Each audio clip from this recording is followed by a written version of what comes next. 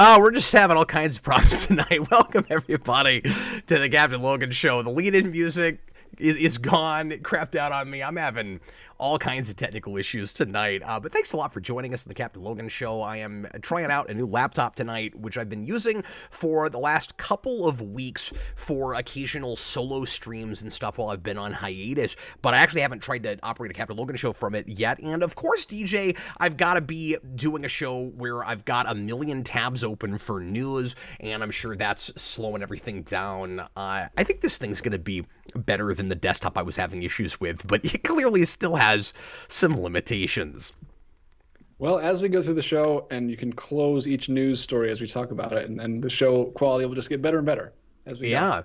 So if you're irritated with the lag, pop in about 50 minutes or so.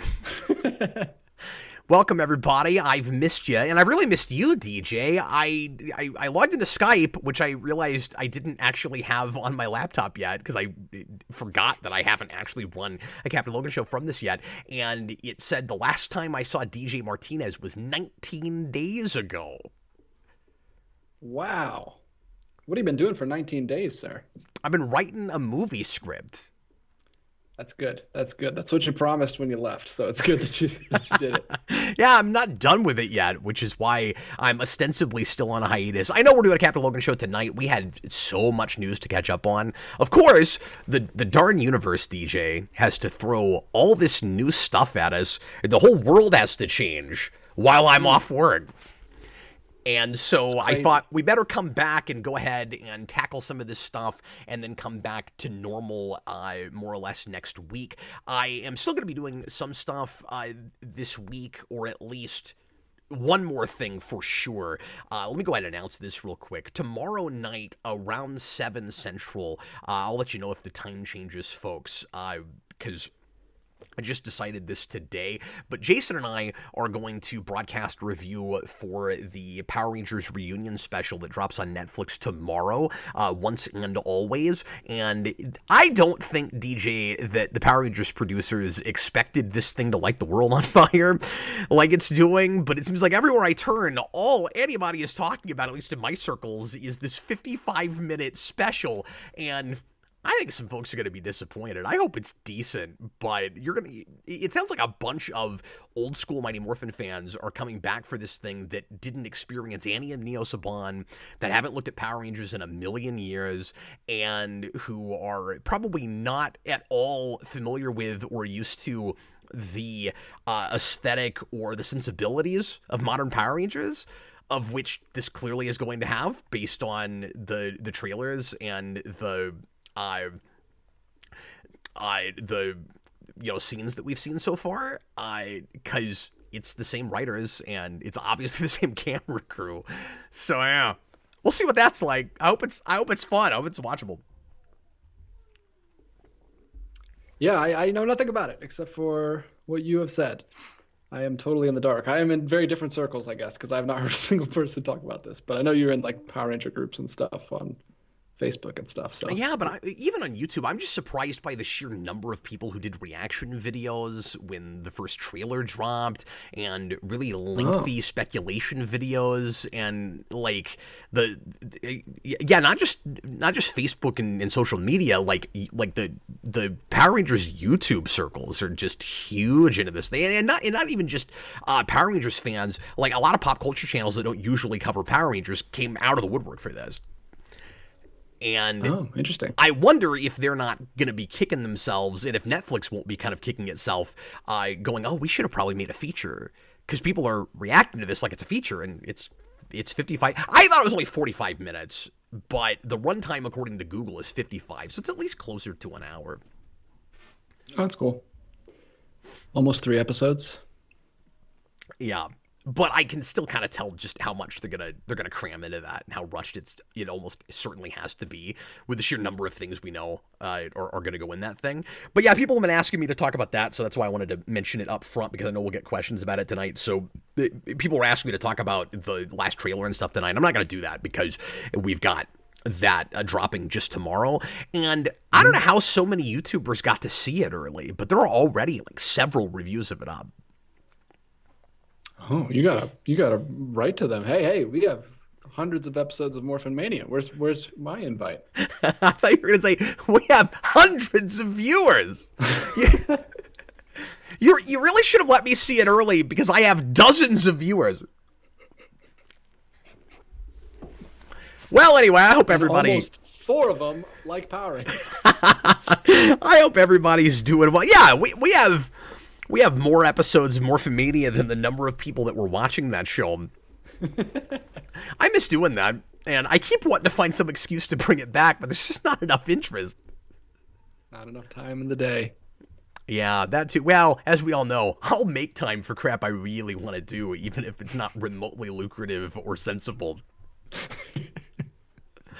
Which will be the name of my autobiography, not remotely lucrative or sensible. That's pretty good, actually. DJ, can you hear me okay?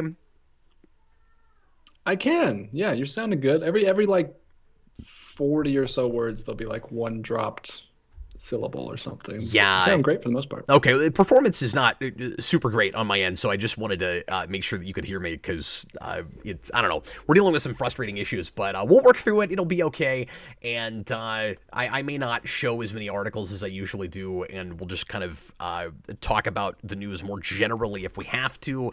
But anyway, I want to go ahead and get into stuff. As always, you can ask me anything tonight, and we're going to keep it mostly news related. Like I said, I've got a bunch of articles to bring up. If there's something that I'm not bringing up that you want me to talk about, feel free to leave a super chat in any dollar amount. That guarantees that we'll talk about your topic. And it doesn't have to be news. You can ask about anything under the sun within reason. But I've got so much new stuff to cover.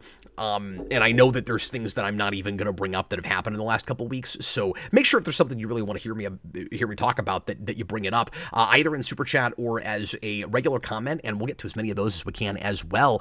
If you're not able to or don't want to do a super chat, and we appreciate you just being here, even if you're not interacting with us in any way. It really helps us out, and you guys are wonderful. And thanks a ton for caring what I have to say about anything. That's why I keep showing up and wasting your time.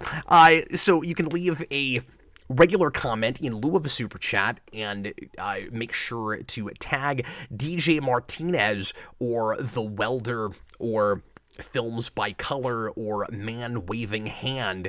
DJ will answer to any of those things. Oh, Man Waving Two Hands. 2 of them. DJ will answer to any of those things and more, I am sure. And finally, I just want to mention, as I announced last night, that I am indeed beginning the Superhero Rewind commentary project next Monday night at 8 Central. And if you'd like to get real involved with me with that and help choose monthly a movie for review, or even I request a movie all by your lonesome, you can become a patron at patreon.com/geekvolution. The $10 tier allows you to become a Superhero Rewind producer, and I haven't set it up yet, but I'm going to have a $30 tier that will make it possible to request a video for commentary there, and I'm going to limit that to just 4 people. So first come, first serve on that. And the first movie for commentary next week is going to be Batman 89, because I'm trying to get eventually to 89 Batman 89 commentaries. I'm not actually working at that, but I've been getting that joke a lot lately, and I'm like, you know what? If you guys keep saying it, it's gonna happen.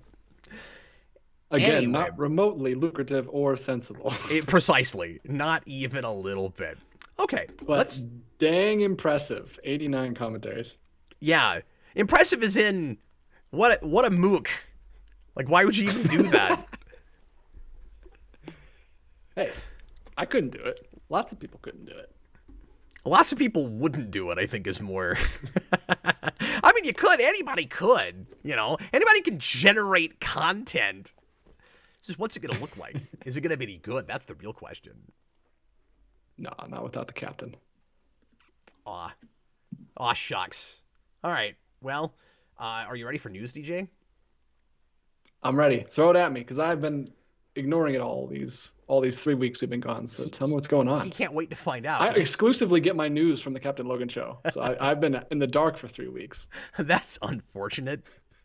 I'm not a journalist, DJ. Well, I need you to be. It's even worse than getting your journalism from comedians because I'm not a journalist and I'm not funny. So, like... Anyway, so let's start with the HBO Max rebranding, shall we? Have you heard about this, DJ? I did hear about this. Yes, I messaged you about this. I'm gonna ask DJ this question for every piece of news that we do because he claims that he doesn't know anything about it. Have you heard about this? As a matter of fact, I have. DJ, HBO Max is, as we knew they would sometime this year, although they're doing it slightly earlier than I thought they would, because I think the official restart merger with what is it, Discovery, was supposed to happen in the summer. So I thought it would be later in the summer, like July or August, that this would happen. But I guess it's going to be official not too long from now. But HBO Max is rebranding as just Max, which I'm of two minds about, because on the one hand, I appreciate the idea of taking HBO out of it because that branding was confusing from the beginning. But the problem is it's been a lot of months, or what has it been, even maybe a couple of years at this point? I can't keep up with time anymore, DJ. I feel like HBO Max just started like a year ago, but that's not true. The Snyder Cut is already a couple years old, is it not? Yeah, and that was like a second year launch. Or at least halfway in. Oh my God. So yeah, it's been a while now. But I said at the beginning, like, okay, HBO has very specific branding and people know what that network tends to make and what that means. And they're taking what is essentially Warner Brothers streaming service and using the HBO branding to sell it. And there's going to be a lot of stuff there that isn't that. And I just thought that was really going to confuse people. And I think I was right about it. I think very early on it did. But now people are kind of accustomed to it. So it's not something that needs to change at this point. The only reason that we've got to do that is because we merged it with another company and another streaming service. And I thought maybe Warner's or Warner Brothers would be in the title, or Discovery would be in the title. But no, they're massively simplifying it and just calling it Max. And if they'd opened with that, because Austin and I talked about this, and he said, well, isn't it sort of like Peacock? And I'm like, well, but Peacock is a mascot that has been associated with that company for 50 plus years. And so, yes, most of these streaming services have the name of the company in them, and there is precedent for this with Peacock, but it's a lot more like if Disney changed its name to Plus. Yeah. That's the first thing I thought. It's like Disney Plus is now just Plus. Yeah, the only reason they're able to get away with this is because nobody jumped onto the Max bandwagon. Like every streaming service and its dog jumped onto the Plus bandwagon. You had Apple TV Plus and all these other pluses. And I'm waiting for the day that Max becomes Max Plus. They might have a Plus tier. Max kind of was the plus there, right? Yeah, Max was just to show that it's not just HBO. It's HBO and Warner and TCM and Boomerang. It's like these things. That's what Max means. And now we already had the Max part covered, but we're taking away the one other part. I don't understand. It's so weird. Yeah. So now because we're adding Discovery, we have to get rid of HBO. I don't know what that means. I don't know what the point of that was. No, it's like you went from confusing branding to no branding.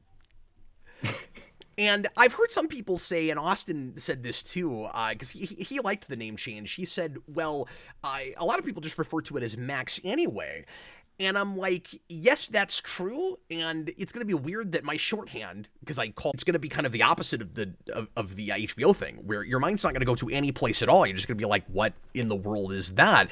It's going to be sort of like, Dunkin' Donuts changing its name to Dunkin', where it's like, well, everybody knows that we make donuts, but Dunkin' Donuts has been in business for decades. HBO Max is like 4 years old.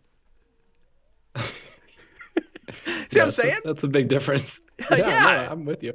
So I think it's kind of odd. Mutali said, why don't you just call it Warner Max? I agree with that. I thought having Warner's in the title would make a lot of sense, especially in competition with Disney.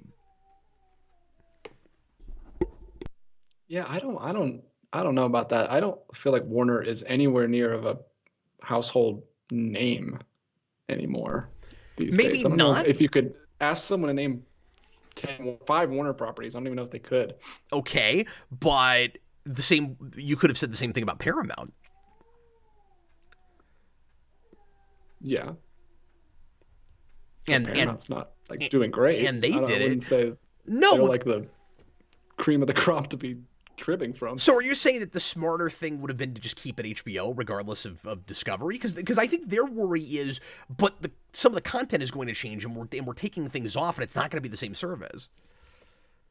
No, no, I'm not saying that. I don't know. They have I don't know what to call it. I understand their problem. It's a weird streaming service. It's like a mashup of so many different things. Unless you just take like the Hulu route where you just call it a made up word. Yeah, Plush DX Because says Warner's is more recognizable than HBO. It depends on the circles that you're in. Like, I think Warner's is more known for like movie buffs and stuff, or if you're really into specific television. But DJ, I actually disagree with you a little bit. I think more people know what that is than maybe you think they do. But it's certainly not at the same level as Disney. yeah, yeah. I And mean, HBO, everybody knows what like Looney Tunes is, and that was, or at least people older than a certain age, and that's a Warner Brothers thing. yeah, yeah, but that's not like hugely popular anymore. And HBO is at least like a sign of quality. That's Because true. Warner's is everybody's a sign of it got made. yeah, like if you ask anyone what the best TV shows are, HBO always comes up. Like they've been able to keep that quality up over the years. Even and then when they have a show that's not hugely popular, it doesn't damage the brand for some reason. I don't know. They've been able to keep the quality brand. But yeah, I don't think that's like what they should call the whole streaming service. But yeah, I don't know I don't know what the alternative is. It's a weird situation. So I said rapid fire. I'm gonna go a little faster now. So along with the HBO Max rebranding to just Max, we learned about several new shows that are going to be in production on that service. There was a day where they just dropped a whole bunch of news and teasers and trailers and things at once. I'm not going to talk about everything, but I'm just going to hit the highlights that I know people are going to want me to mention and that I care about. And if there's anything that I'm not talking about that you want to know about, again, leave a comment or a question. And I may not even know about everything. I haven't had a chance to keep up with everything that's come out, but I did as much reading this afternoon as I could.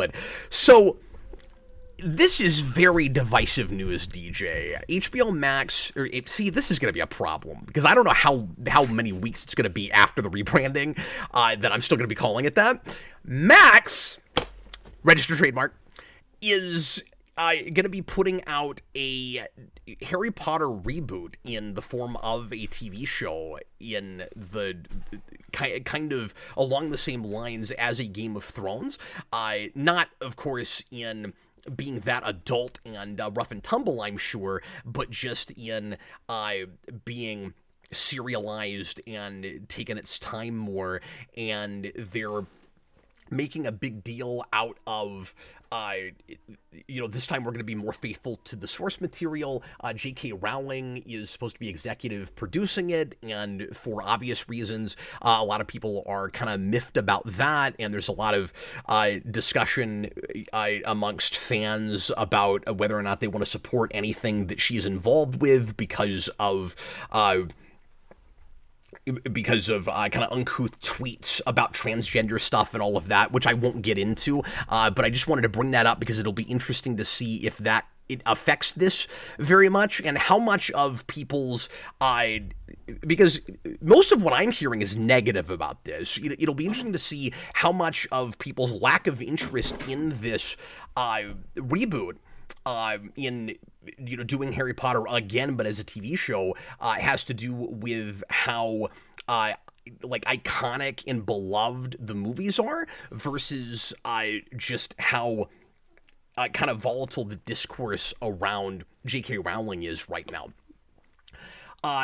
Personally, I think that could be depending on how it's made, obviously, and it's really easy to just say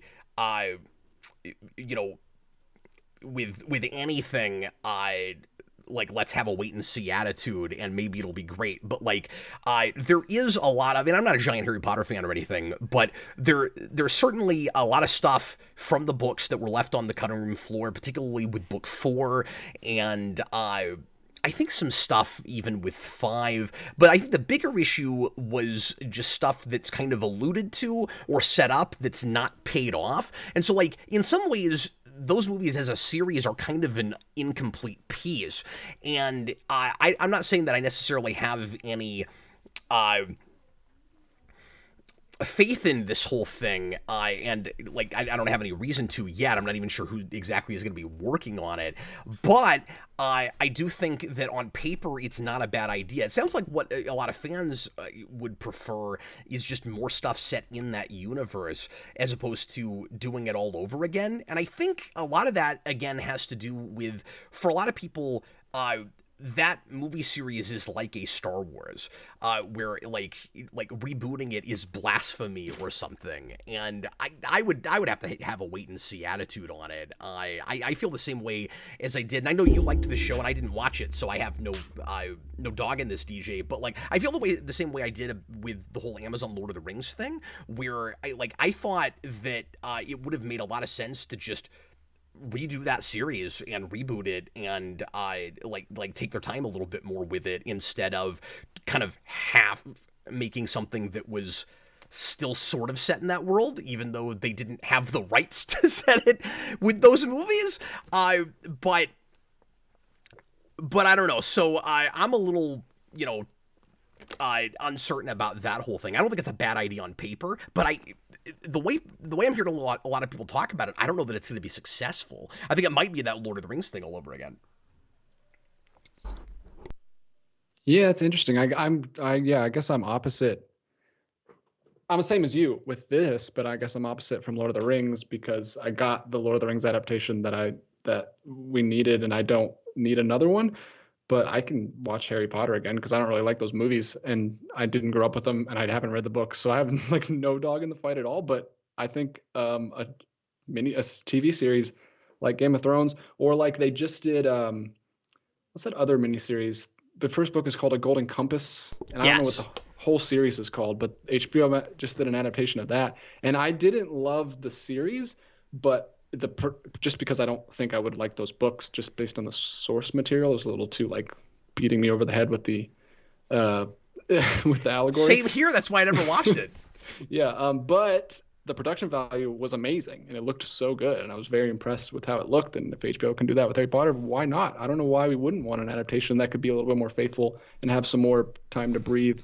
And because each one of those books is a whole year, a whole school year. Like that's perfect for it's the same thing. It's the same argument for like doing a Spider-Man show, like do a school year with the whole season of television. I think it would be cool. Thanks, Candor Tori. He said his Dark Materials. Yeah, such a weird, hard name to remember. I can never remember the name of that series. Yeah, it's like if you're not familiar with that material, and I'm not, it's like, who's Dark Materials? I'm with you, man. This seems like a thing that's very ripe for television, and I just don't. I mean, some of it again is that I'm not a giant Harry Potter fan. So if you did this with a franchise that was more beloved to me, like back in the day, straight up rebooting Star Trek. At this point, I kind of feel like that needs to be done because I think we've sort of ruined the continuity that we have twice in some ways. But I would not have a problem with this particular property starting over, but it just depends on what sensibilities it goes with. I really like the idea of doing Harry Potter over again with a clear creative vision from the outset instead of passing the baton every couple of movies and giving it to different people with kind of different feelings and ideas and agendas, right? Like in some ways that was right for those movies because you kind of grow up with them and they get darker and more serious and more mature as they go along and a little bit more sophisticated. But There is kind of a jarring switch somewhere in the middle where it feels like, I don't want to say a completely different thing, but just it gets tonally jarring somewhere around 4 and 5. And personally, and most people disagree with me, I kind of prefer the directing in the last few that was all done by one guy. I forget his name, but like if he had done that series from the beginning, I think I probably would have liked the whole thing overall more. That's not a popular opinion, but Yeah, I had the opposite opinion. I wish, because they started it like switching directors each time, I wish they would have kept doing that, because it becomes just the David Yates show for like 6, 7 movies in a row, because he does all the new ones too. And it's like, can we get a different feel for these movies? I'm so sick of his drab, dull, boring feel that he has. They all feel the same. But the first 3 are like, I guess Columbus does the first 2. I was gonna say, yeah, they didn't change it every time, and he only did the last 4, and that's really, it's really just 3, because, or did he start with 5 and do the last 4? Maybe that's what happened. I think so. I just remember Columbus and Alfonso Cuarón, because those ones felt very distinct. I don't remember who did 4. No, I don't know who did that either. But no, I think the guy that did the last ones started with 5 and did the last 4. Yeah, and then he also does the Fantastic Beasts films. And He's just been doing it forever. I honestly didn't realize that, but I don't like those movies, but I think I say I don't like those movies. I saw the first one, thought it was atrocious, and never bothered with the other 2, which people that really liked the first one went, it falls off there, and I'm like, I can't even imagine what that's like, because I thought the first one was really dreadful. That is one of the most baffling, head-scratching third acts I've ever seen. Oh yeah, the ending's terrible. The Mewtwo ending, but that's 10 exactly times worse. right. Yeah, that's rough. Okay, I'm never saying rapid fire again. The Penguin. We don't even like Harry Potter. We talked about it for like 20 minutes. Yeah, I don't know what I'm doing here. Welcome back to the fiasco. I gotta say, I am, with respect to folks' opinions and how they feel about Rowling right now, I am kind of tired of the controversy surrounding her taking over the discourse, and I kind of wish that folks that were upset with her and don't want to support her would just, not look at that stuff and leave everybody else alone. That's just kind of how I feel about it. It's like I can't look at anything, again, not that I'm a huge Harry Potter fan, but whenever Harry Potter comes up, it seems like, and I'm doing it right now, like inevitably all we can do is talk about that, and I'm like, well, just leave and don't talk about it at all. But I guess some folks feel like it's important to keep talking about that. Okay, so the next thing is still related to Max, is the teaser trailer, the in-production teaser trailer for the Penguin. I want to say miniseries. I don't know if that's supposed to get multiple seasons. It looks wonderful. It looks just as you would expect it to. The biggest question mark with that was I think just production value. Like, how much of a drop is it going to be? How much is it still going to look like the Batman? And so far, and I like that they're making it really clear that they've just gotten started on it. Like, DJ, they're showing images with boom mics in the frame and stuff. They're like, we're, here's what our sets look like. Here's what Farrell looks like in the makeup. Just like with the Batman, here is where it starts.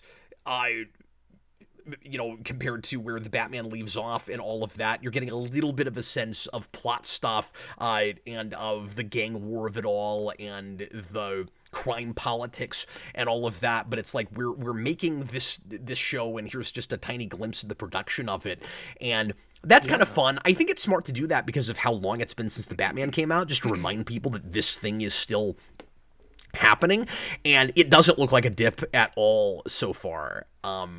I'm excited about it, and I already kind of was, but it's moody, it's atmospheric, it's in the exact same vein as that movie, and if it's anything like what it looks like so far, it's going to be what everybody wants from it, I think.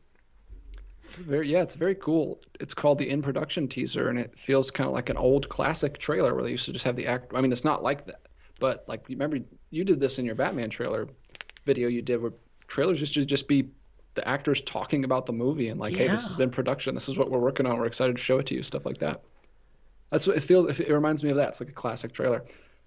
It is Yeah. very strange It's a that they little still more have. like a standard teaser in that there's not actually any actors directly talking to you about it, I don't think. But Yeah, yeah.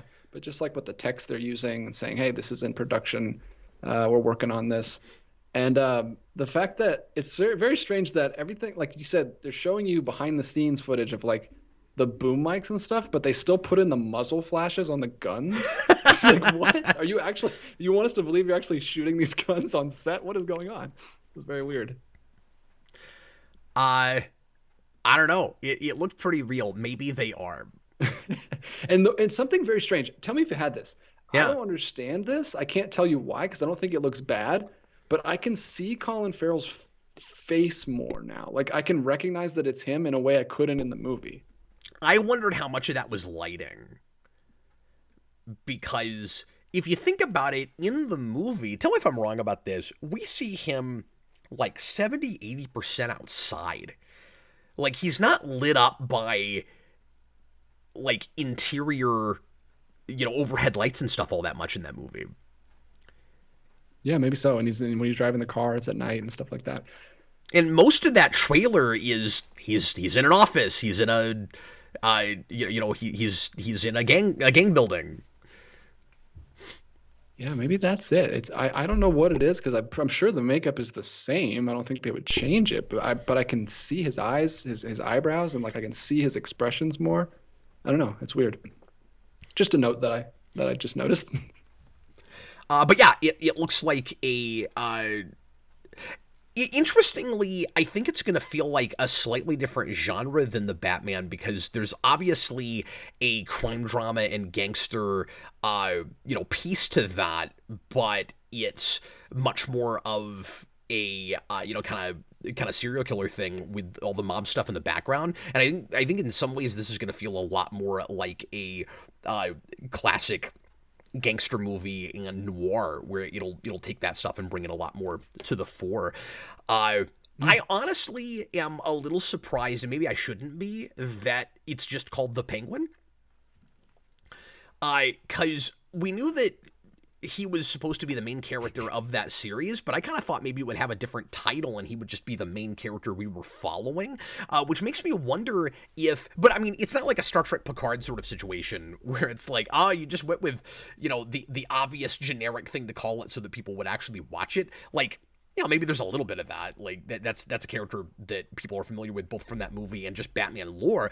But it makes me kind of wonder if we're going to start a trend, DJ, of series in this universe that are called just the whomever. Yeah. It's like we got the Batman, we got the Penguin. Is the next series going to be The Clayface. the Clayface, the Joker? Like, what's the Arkham show going to be now? Two does not a pattern make, and I don't think there will be a pattern, but it would be kind of fun if there was. The Arkham. No, they should call it The Asylum. The Asylum. I'm trying to think of other things that could even work. The Bane. Not to be confused with Asylum, which is a completely different thing. That's a production house for when Asylum terrible makes their, B movies. When Asylum makes their knockoff version of The Asylum, what are they going to call it? They'll call it. They'll be a lot more specific. They'll call it Arkham, but it won't be about an asylum. Yeah, yeah. It'll be just like one universe removed, where it's like, well, we don't want to get sued, so it's about a state hospital. Anyway, moving right along, this is an article that comes from Fandom Wire. I'm not going to show articles on the screen tonight because, like I said earlier, I'm having some weird technical difficulties, and apologies for that tonight. From FandomWire.com, Kevin Feige, tired of inexperienced directors ruining the MCU, reportedly wants to hire only top talent after colossal Ant-Man 3 failure. And DJ, I'm a broken record, but these guys need to stop publicly talking about their strategies for things. They really do, because this stuff gets picked up by, idiots in their basement like me making YouTube videos, and it does not help their reputations at all. It seems like, remember the good old simpler days where executives and directors and producers and writers would just do things, and then we could all kind of guess at why, and then we'd still be armchair critics, just we didn't have a platform, so nobody was listening to us, and we'd go, hey, that guy, Tim Burton, I don't know why he felt the need to reboot Charlie in the Chocolate Factory that way, but you wouldn't have had an interview with him saying, well, this is my strategy for Charlie in the Chocolate Factory. And it just doesn't seem like the smartest thing to me. I don't know why this stuff comes out. By the way, as usual, I have both an article about Kevin Feige and about James Gunn this week, and I'm going to try to do this. I say this week. I'm only doing one show this week. But I'm going to try to do this as close to every show as possible, DJ. Because it comes up so often. A quote or an article about Feige and Gunn on an every show basis. Because it shouldn't be hard. It keeps happening. I've got a Feige article and a Gunn article tonight. There you go. It's like, it's the new, it's Marvel vs. DC. Insider Jeff Snyder. I'm sorry, what was it? No, go ahead. Insider Jeff Snyder mentioned it recently on his podcast, The Hot Mic, saying that the president of Marvel Studios, Kevin Feige, is planning adjustments in his hiring strategy for directors. Feige is known for keeping an overlook on the ongoing projects of the studios over the year, yada, yada, yada. You guys all know this. Is Marvel planning to give more creative freedom to directors? That's the big question with this, because it doesn't make any difference if he goes to top-tier directors if they stay the course with what their strategy has been lately, but really all along, DJ, where they keep a pretty tight leash on these guys, and with notable exceptions like with Eternals, they don't tend to just let directors make movies. And as we've talked about a lot, there's a lot of these movies that are already like partially made by the time a director even gets a hold of it, where there's a lot of storyboarding that's already happened. Sometimes there's previs, sometimes there's even special effects that have already been made, and directors are kind of tied to a skeleton, or at least particular of a story, or at least particular set pieces already. And we've had so many stories about big name directors that leave midway through, negotiations or pre-production and stuff. Is this going to make any kind of a difference? Yeah, it seems completely like the opposite, unless they're completely, and I don't know how much of this is even true. This Jeff Snyder guy is not putting any quotes in this article at all, and it's only like 4 paragraphs, so I don't even know where he's not telling us where he's getting us information, or if Feige actually said this. But it's a good point. So grain of salt. The completely opposite of because that's what they did to start with, is they got big directors, and then big directors got sick of them micromanaging everything and not letting them have any creative control, so they all left. And then Marvel went with like directors who had done like one small horror movie, and because they could just push them around and have them direct the movie and just kind of have Ghost direct it. So if they really are thinking about switching that, it's like you've done this to yourself. Well, and I don't want to spend too much time on this because, as you said, we don't know a lot about what exactly he's meaning when he says this, if he even said this. And I don't want to speculate too much about, here's this thing this guy said. But if that is their strategy, the question is the idea to try even more often to tack a big name director onto a thing to give it more credibility? Or are they thinking the issue is credibility? Because I think I can't remember who, and apologies for not being able to cite my the channel with this, but I was watching somebody talk about this yesterday who said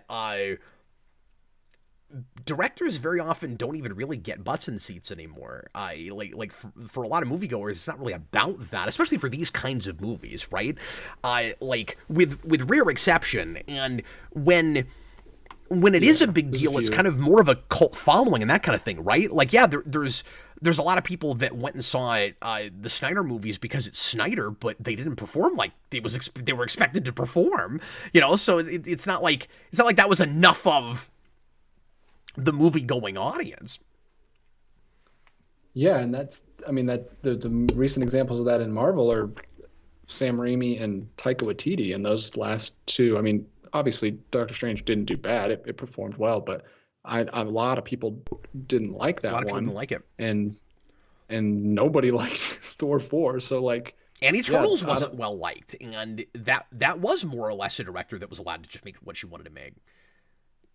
yeah. But as far, I'm just talking about like cult favorite directors. Oh, I with see. those Yeah. first two. I'm sorry. We're having two different Um, conversations, aren't we? but yeah, like you got your Tarantinos and you've got your Spike Lees and like a couple directors that people know. But yeah, most of the I think Steven Spielberg, stuff like that. But most of your directors, yeah, like you said, aren't really getting butts in seats these days. It's more about the properties. Yeah.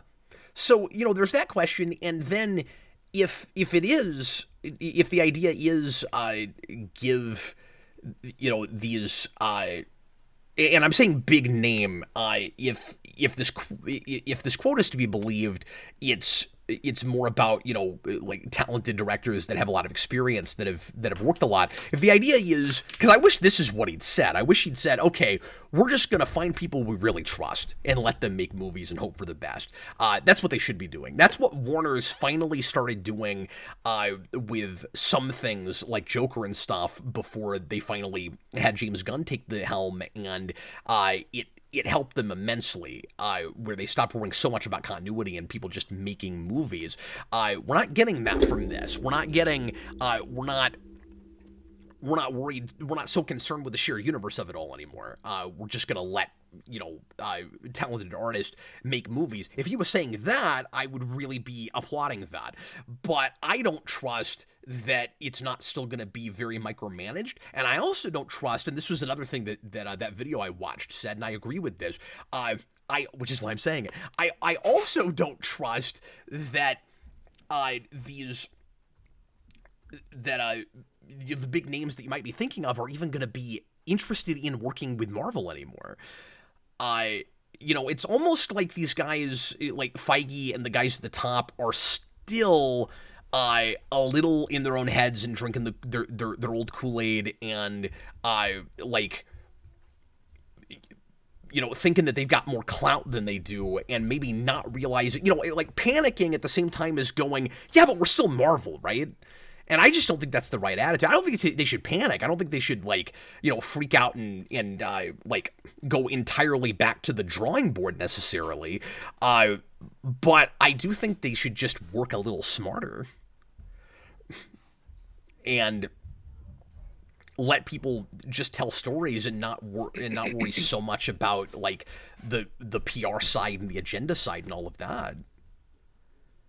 Because whether that's really been their problem, for a lot of people, that is the perception, is that, oh, you guys are too worried about a social agenda and your movies are suffering. Whether you think that that's really the problem with those movies or not, it's the perception for a lot of people. It's affecting their bottom line. There's people that aren't seeing the movies because they think that. And I think the solution to that is let people let people you trust make a movie, tell a story, and don't tell them what's got to be in it at all.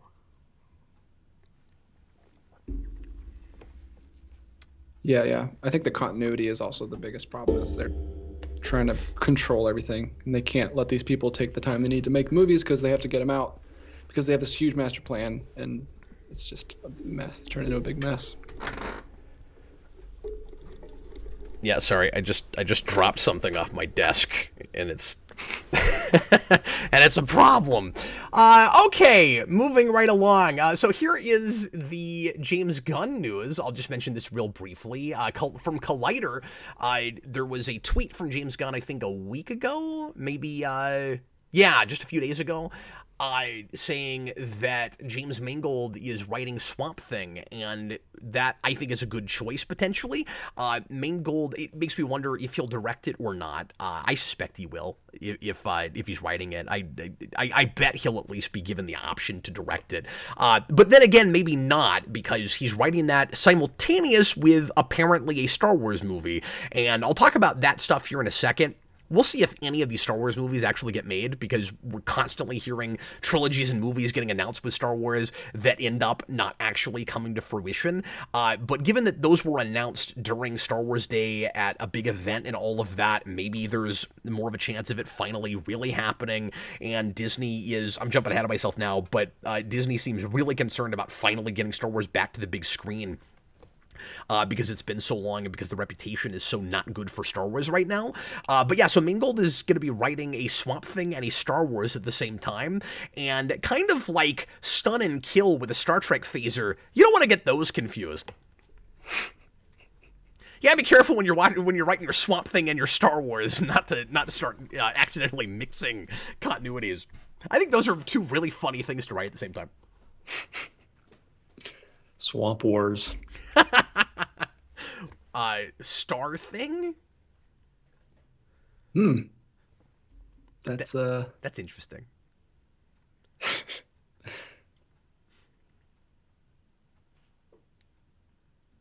Anyway, sorry, I thought DJ was gonna say something. No, I got nothing for Star Thing. Sorry, I didn't bring my Star Thing jokes. You just silenced me with that. He says, the truth is I'm writing both right now, and who knows what's going to happen and what's going to blossom first or second. So here's your thing. I'm doing Swamp Thing. There's your scoop. It's not a rumor. It's happening. That's what we know so far. But I like his sensibilities for that kind of a project. I think that's good. He seems to be one of those kind of, golden child directors right now that's getting tapped for a lot of projects, and we'll see if he gets burnt out and if or if his stuff gets meddled with too much. This is what tends to happen.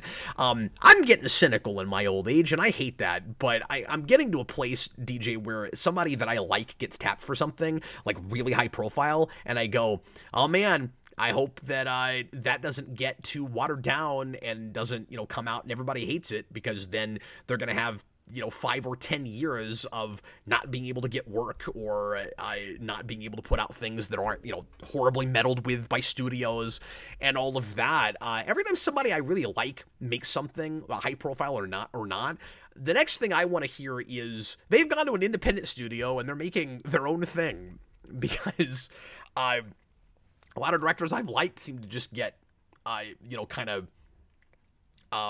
compromised real hard by big Hollywood movies.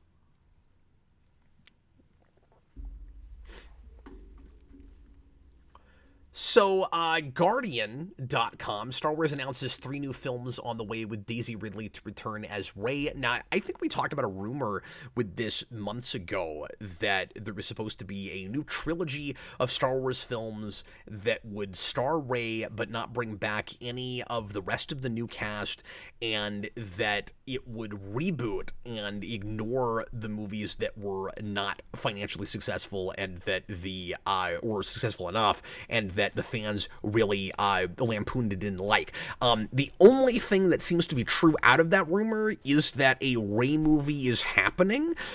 So they've announced, and we'll see if there's any kind of reboot territory happening. It doesn't sound like it.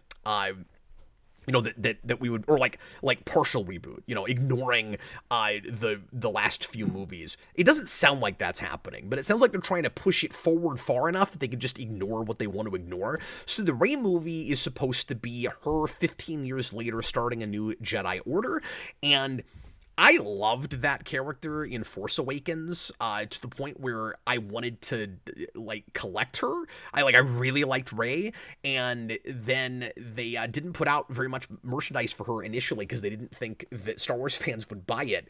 And then when all the Rey stuff finally started coming out, I didn't get into that, and then Last Jedi came out and I didn't like it, and so I never bought Rey stuff. I really wanted to get into this character, and now I don't care anymore. And I'd love it if this turned that around. I don't trust it. Again, getting a little bit cynical about this stuff. This is such damage control territory, and DJ, this does not seem like the right move to me, honestly. I think the smartest thing to do is try to build consumer confidence in the brand again by avoiding anything remotely connected to those movies that a lot of people feel like broke the franchise. Mandalorian managed to do that, and it's been able to be, separated enough from the events of those movies that it doesn't really have to speak to them very much. And I think it would be smart to just continue with that, where you either go way forward or way backwards. And one of these movies is going way backwards, and it sounds interesting. They are going to do a movie. So they announced 3 movies, but they're not a trilogy. That's not going to confuse people at all. Hey, look, Star Wars. We're going to do 3 new movies. They have nothing to do with each other. Why do you think they're doing that, DJ? I'll tell you why they're doing that. It's because they did a trilogy of movies where the second one didn't have enough to do with the first one for people to feel like the next chapter of the story. So they're looking at this very superficially and very overly simplistically and going, oh, well, we can't make a trilogy now. And I'm not saying that Star Wars should always be a trilogy. It's just really, really obvious what the battle strategy is with this. And I think it's hilarious that they announced 3 movies. Just announce one. Just make a movie. See if anybody cares anymore. Like, the Star Wars brand has been in bad shape, and all they've had that anybody's cared about is Mandalorian, and that 3rd season is getting lukewarm to really negative reactions, and it's looking like people are already burnt out on that, and aren't going to care anymore, and Kathleen Kennedy is getting a lot of heat for, and I don't know if there's any truth to this, for micromanaging that and taking too much away from Feige and Filoni, and the only thing that they've had really to make up for past mistakes, and especially for merchandise bottom line, has been Baby Yoda, has been Grogu. That's it. And they're not going to be able to keep coasting on that for very much longer, it doesn't seem like. So, yeah, we'll see if people actually go see these movies. But they're going to make 3 unrelated movies. And a Rey movie, a Poe movie, and a Finn movie. No, that would have been a much larger mistake. But no, one of them, and I can't remember if this is the one that Filoni is making or what. One is being made by Mangold, and the other one is made by Filoni. And Mangold's movie is the one. I don't think there's names for this yet. For these yet, the Mangold movie is supposed to go back to the very first Jedi that wields the Force. So it's not even like the like earliest days of. It's not even like First Republic. It's like even before that, and that actually sounds interesting. That's maybe a cool idea. I mean, it's obviously very origin territory. Here's the origin of Star Wars, but like it could be cool. And then Filoni's film is supposed to be, I'm quoting here, about the escalating war between the Imperial Remnant and the fledgling New Republic, and then and is supposed to be connected very closely with Mandalorian and Book of Boba Fett and Ahsoka and all of that, and is supposed to like tie up everything going on with that stuff, which makes me wonder if they'll just quit making Disney Plus shows for a while, because Disney Plus has been a huge kind of failure so far of an experiment, and if they're thinking like, we got to wrap all that up so that we don't have to keep throwing money at that, but I don't know yet. I guess we'll see. And then this other movie is supposed to be directed by Charmin Obaid Chinoy, who is not a name I recognize, but that's supposed to be the Daisy Ridley Rey film that I mentioned previously. So, I mean, none of that sounds awful or anything, but I just don't know how smart it is to double down on story stuff that people didn't like. Like, what are you going to do with Rey Skywalker now? Like, how much of that can you get away with ignoring when you're using that character? And the reason I mentioned my relationship with that character initially is because I want that to work out. I want to like her again. I love Daisy Ridley, but I don't know.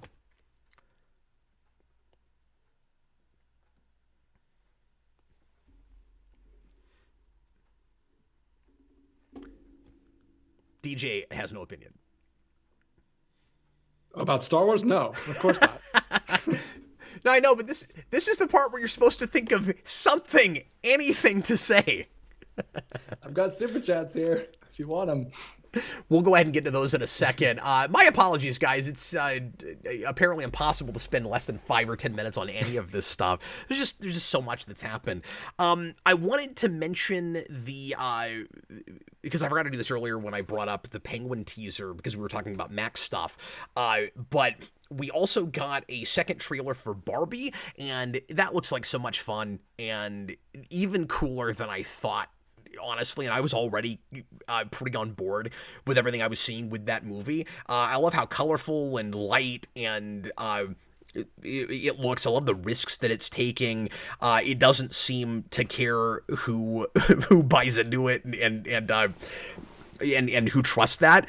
They're just going, okay, this is what Barbie is. Let's put that on screen. And it feels like Lego Movie all over again in all the right ways, where it's like, this is what a movie would look like if it was made by girls playing with like 6-year-old girls playing with Barbies. And where it really got me, where I was very in with that, is because my expectations are suddenly kind of high for this. Where I was real in on it is the bit where Barbie and Ken are getting together and are going to be, he says boyfriend and girlfriend, and he says, we're boyfriend and girlfriend, so let's go do something. And she says, oh, what does that mean? What are we supposed to do? And he goes, I have no idea. And I'm like, that's wonderful. That's great. It's like, because it's girls playing with dolls, and it's dolls that have no, like, real person anatomy. And so, like, if they're going to date, they don't even know what that looks. That's hilarious. All the innuendo with it is really funny and doesn't seem, like, gross or mean-spirited or anything. Like, it's real clever and cute about it. The only thing I'm concerned about, we see a sign for the real world, and I think they're driving toward it, maybe. And the only thing I'm concerned about is that we're seeing, like for all the advertising, the first 15 or 20 minutes of the movie, and most of it is going to be, instead of exploring the Barbie world, like those two characters in our world. And I'm afraid it's going to maybe have too much of like a 90s Brady Bunch thing. Not that can't be funny, but it's not really what I want. It's not really what I thought that movie was going to be, but maybe if that's what it is, it'll still win me over on it. Yeah, I think that is what the movie is about. From the little tiny bit I've heard. I haven't heard much about it at all, except for Connor talking about every other day because he thinks it's going to be the best movie of the year. He's so excited about that. Yep. Yeah. But yeah, it's Greta Gerwig. Everyone loves everything she makes, so I'm sure it'll be great. Yeah, and Will Ferrell is in it. Like, it's kind of crazy how much it has in common with the Lego Movie. That's weird. But yeah, it looks really funny, and I'm pretty excited about it. Well, we are at about an hour, DJ, so why don't we go ahead and take our obligatory break, and then we will come back and start answering super chats. I had a few other articles I pulled up, but I think I'm going to save them for right now and just start tackling super chats, and if there's other news things you guys want me to talk about, of course, bring those up, and if we have a lull in any place, I'll just bring up one of these articles I haven't talked about yet. So, apologies for the long-windedness. It's been a few weeks, and I'm trying to get acclimated to this new machine and stuff, so bear with me, but thanks a bunch, guys, for being here. I hope you're having a good time, and we'll talk again in just about 3.5 minutes.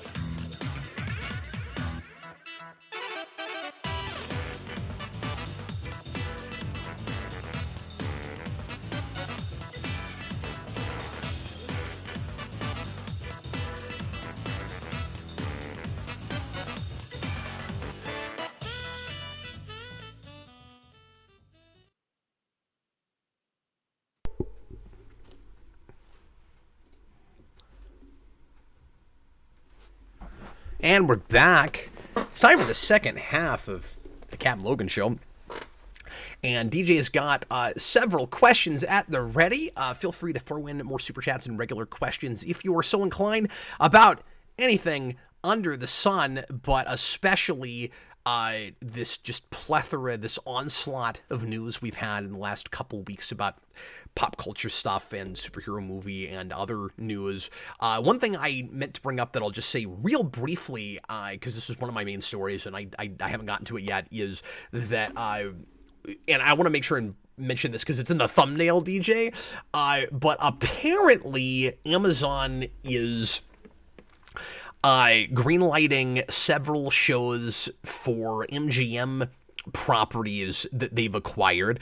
Maybe not a big shocker that they want to do something with these, but they're dropping them this news, all at once with all these different properties. One of the big problems we have right now is oversaturation, too much stuff vying for people's attention, too much content that is kind of putting a lot of these companies in the red and getting people closer and closer to bankruptcy. And I think it's kind of weird right now.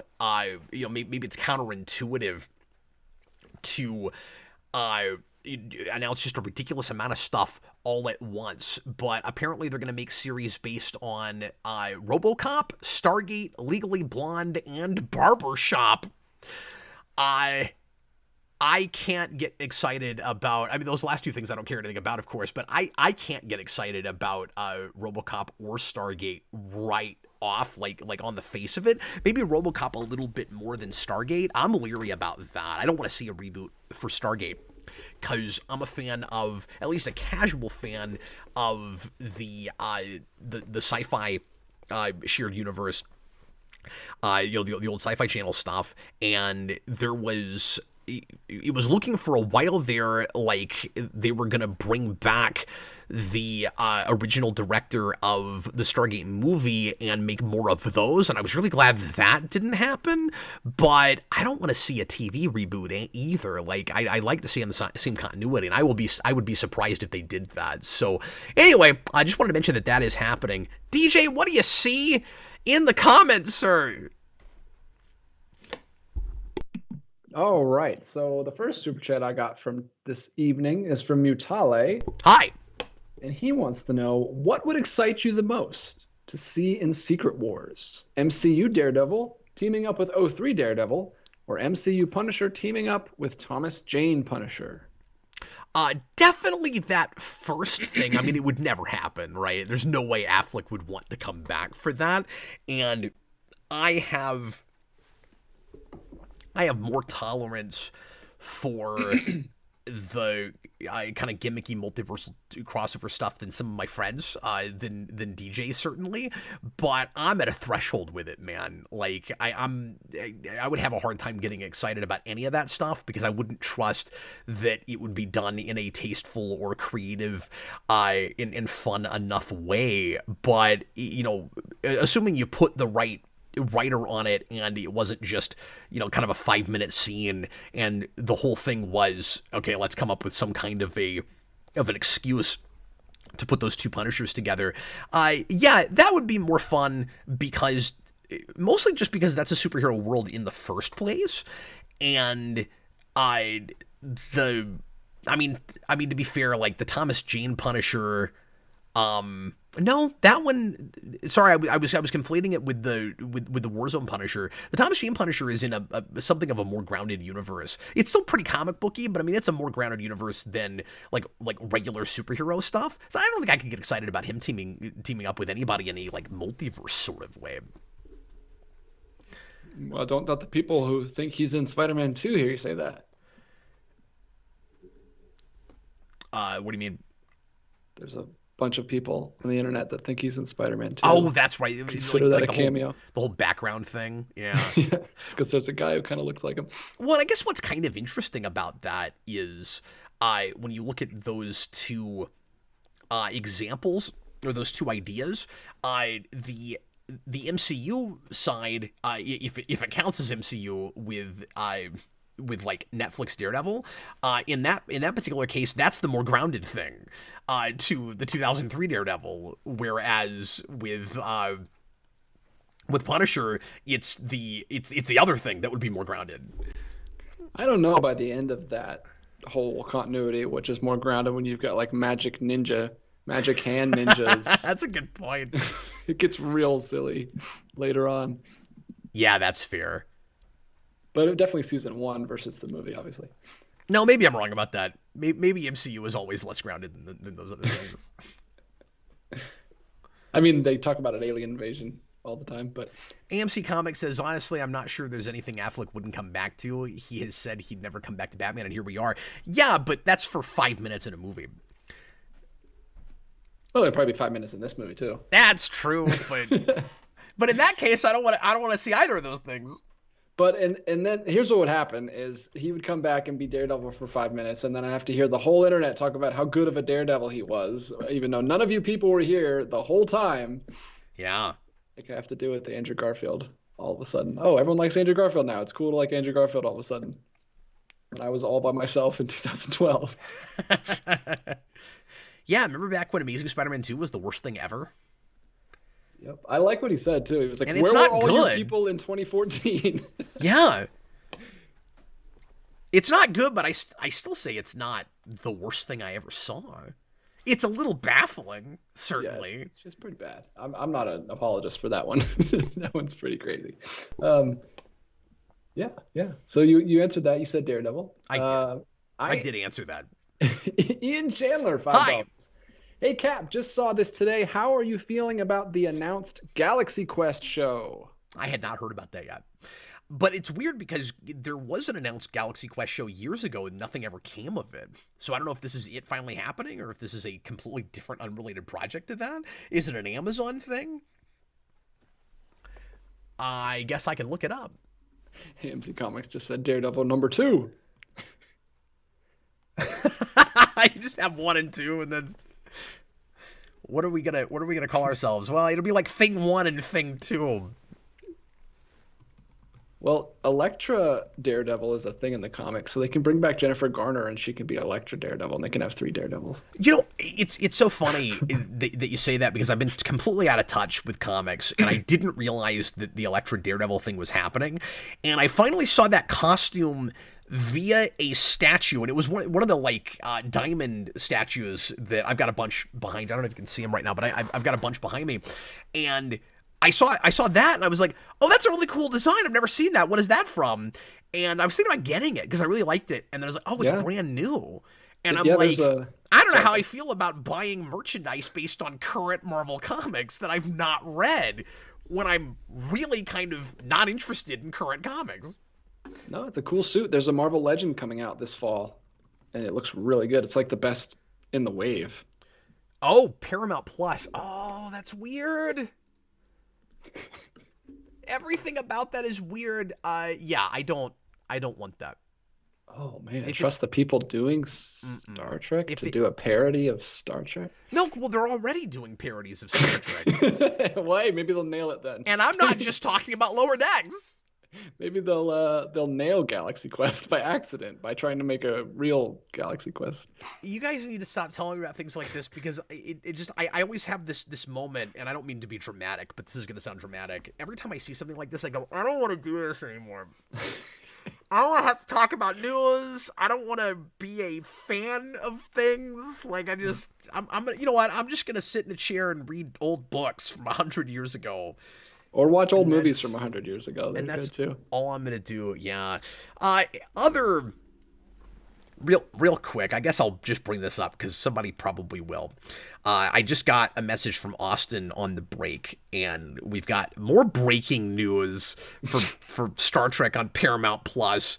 Paramount Plus greenlights Star Trek film starring Michelle Yeoh. So apparently that Section 31 thing that was supposed to be a series has now been reduced to a movie, and I guess it's a movie on Paramount Plus and not in the theater, because I was hoping it would be theatrical when I read this at first. And the reason is because it would bomb, and that would be really good for me to get us closer to a track of this Trek going away. But apparently it's going to go on Paramount Plus, which means that it'll have the same fate as the rest of the stuff, where they'll pretend like it's really successful, and I'll be confused about how many people are actually really watching this stuff, this nonsense. Most of it is nonsense. And people, by the way, have been. That's all I'm going to say about that. That's happening. Okay. I guess. What are you doing to this man? You're bad for his health. I guess I'm not super surprised about that. I didn't think that series would ever actually come to fruition, so I'm not surprised they're making it a movie. Because I'm sure what they're thinking is, oh well, she and everybody involved in Everything Everywhere All at Once just won Oscars. We have to make that happen in some way, and this is how they're doing it. Everybody knows who Michelle Yeoh is now. We have her. Let's just do that now. That's what they're doing. And when Michelle Yeoh is in interviews and is talking about how much fun that character is, because she gets to be a freaking cartoon. Of course she's having a good time. You can't tell me she thinks it's good material. I'm getting a lot of messages from people saying, Cap, no, really, Picard Season 3 is good, and I think the last episode either aired already or is about to, and I just haven't gotten around to starting it yet. I'm actually going to, but I wanted to watch it with my wife, and we have not had time to watch anything together. So I'm not promising review. I'm sure I'll check in and say something about it after I've watched some of it. I'm in a place where I don't even watch Star Trek anymore, man. Ugh. Not even the classics. No, I mean, I just not regularly. I've had Trek out of my mind so much lately for so long, just because I kind of lost my zeal for it with all this new stuff, and just the fact that we're stuck with it and it's not going away, and it will probably be canon forever now. And even though I was liking Strange New Worlds okay, as sort of Star Trek and a lot more of Star Trek than what we were having before, but I still can't really.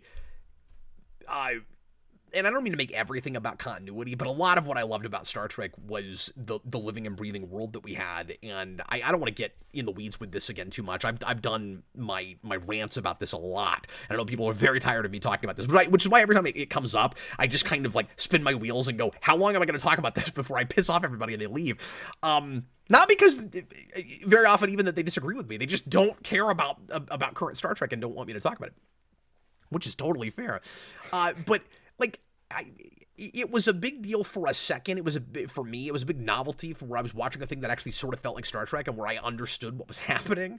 The stories followed. They had a beginning, a middle, and an end.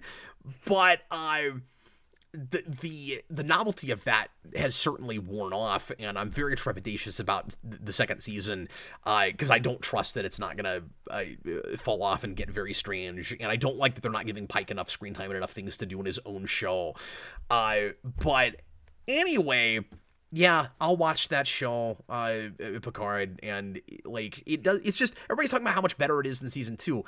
It's I could just put this coffee cup in front of a camera for 10 hours and it's better than Picard season 2. It's not hard. So, that doesn't make me thrilled or excited to watch it or anything.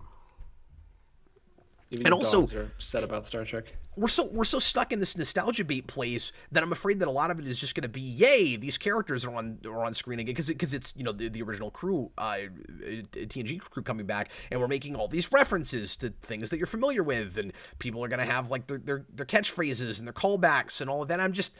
I'm so over all of that. I'm so ready to tell stories again and move forward and move on. And we ended TNG and then we ended TNG again, and now we're ending TNG again. And I don't need to keep watching things end. It'd be fun to start something, yeah?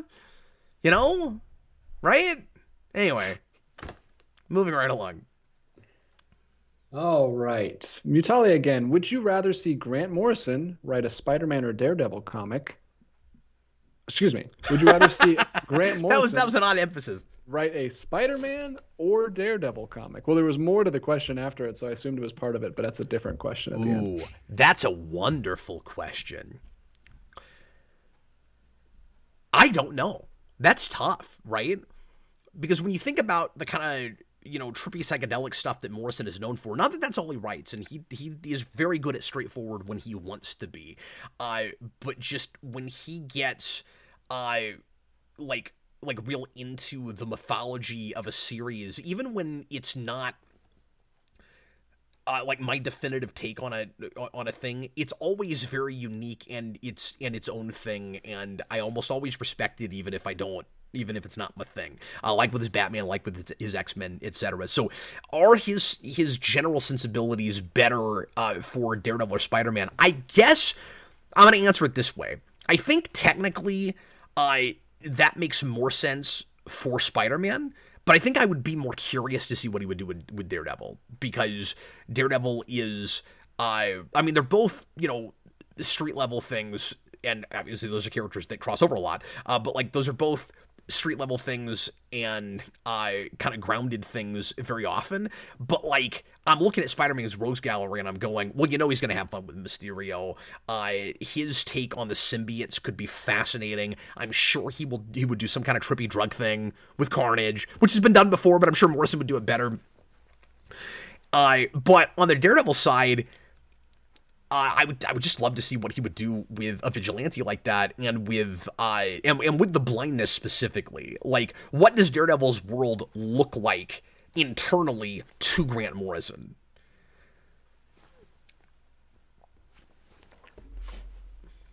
And the second part of that, also, what are the odds you like Brave and the Bold more than the Batman?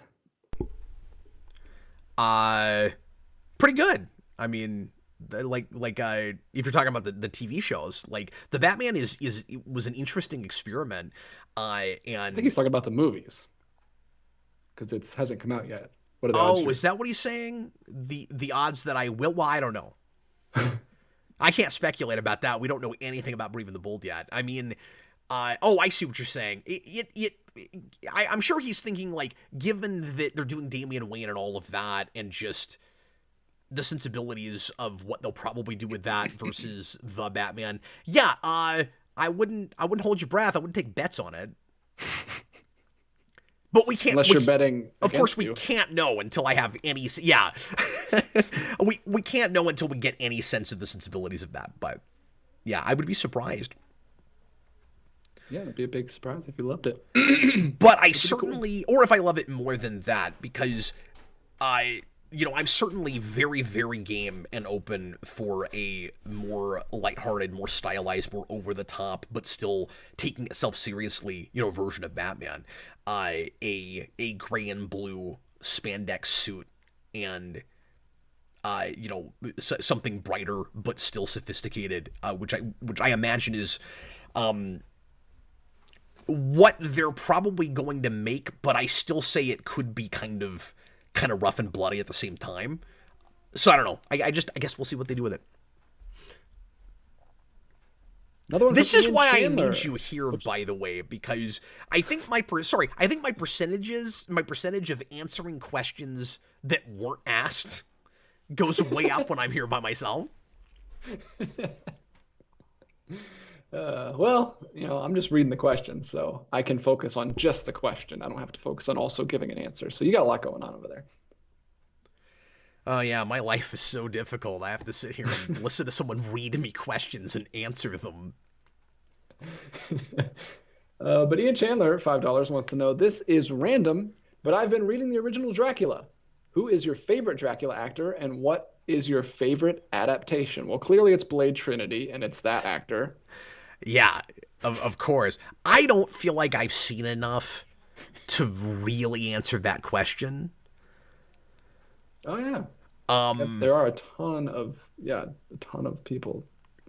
Yeah, I know there's a lot, and I'm rusty even on the few things I've seen, and I just don't feel qualified to answer that. I mean, I will because you asked the question, so I'll try. Dracula. But I mean, I like, this is maybe the cop-out obvious thing to say. It's been a long time, but like I've seen the original, and I like that a lot. Like I don't know that of the things I've seen if anybody beats that. But I don't have an answer either. But yeah, was it Gary Oldman who played him in the 90s, early 2000s? Because that was, I think it was the night, because that was fascinating. Like, I still don't know how I feel about that performance. Yeah, I can't even remember what that's called right now. Dan Torrey really likes that movie, and I was talking to him about it, but I haven't seen that one either. That's the one with in it. It's fascinating, and Bram Stoker's Dracula. It doesn't make a lot of sense. I don't know what I'm looking at with it, but it is an amazing production. Like, I get why Dan likes it.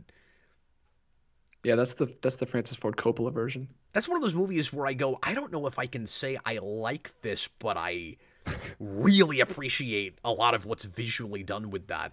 And I'll also say I like the voice actor that does him in the Batman movie, in the Batman versus Dracula.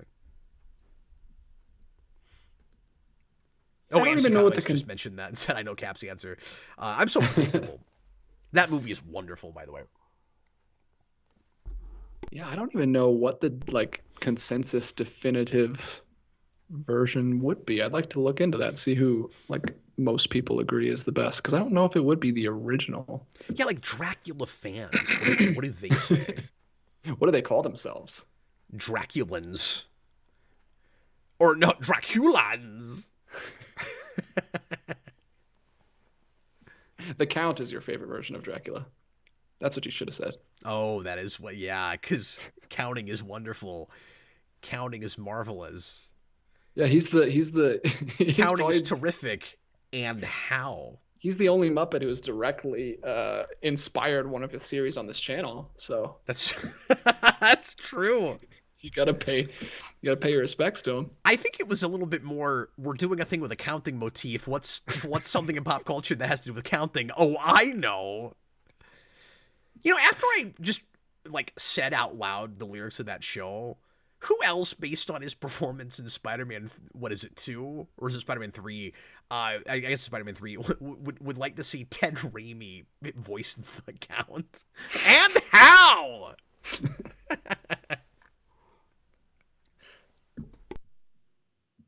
Well, can we move on? Yes, we can. For the love of God. Mutale. I hope you guys have enjoyed DJ's long stint on the Captain Logan show, because this could be his last show. The people don't know that I can't see you right now, so I can't tell when you're looking at me and wanting me to speak, so it's thrown off our rhythm. Oh, I'm sorry. I forgot about that part of it. Yeah, that is messing with our rhythm. And that's because of our technical difficulties forever. You know, while we're talking, I can try to hook up my backup camera. Oh, no worries. I was just trying to give them a little context, because I'm probably not looking at you guys either, because it's weird that I can't see Cap. So that's context I needed you to remind me of, actually, because I could tell something was a little bit off with us, and I was like, what am I doing that's making DJ just not want to speak to me tonight? I just don't know when you're looking at me. I can't tell when you're doing a gesture and not speaking, or when you're waiting for me to talk and not speaking. So I'm I don't want to interrupt. I'm just gonna wait. Look, I'm just keeping him on his toes, man. Yeah, I'm basically doing the blind Daredevil commentary Marvel Mania right now, because I have no idea.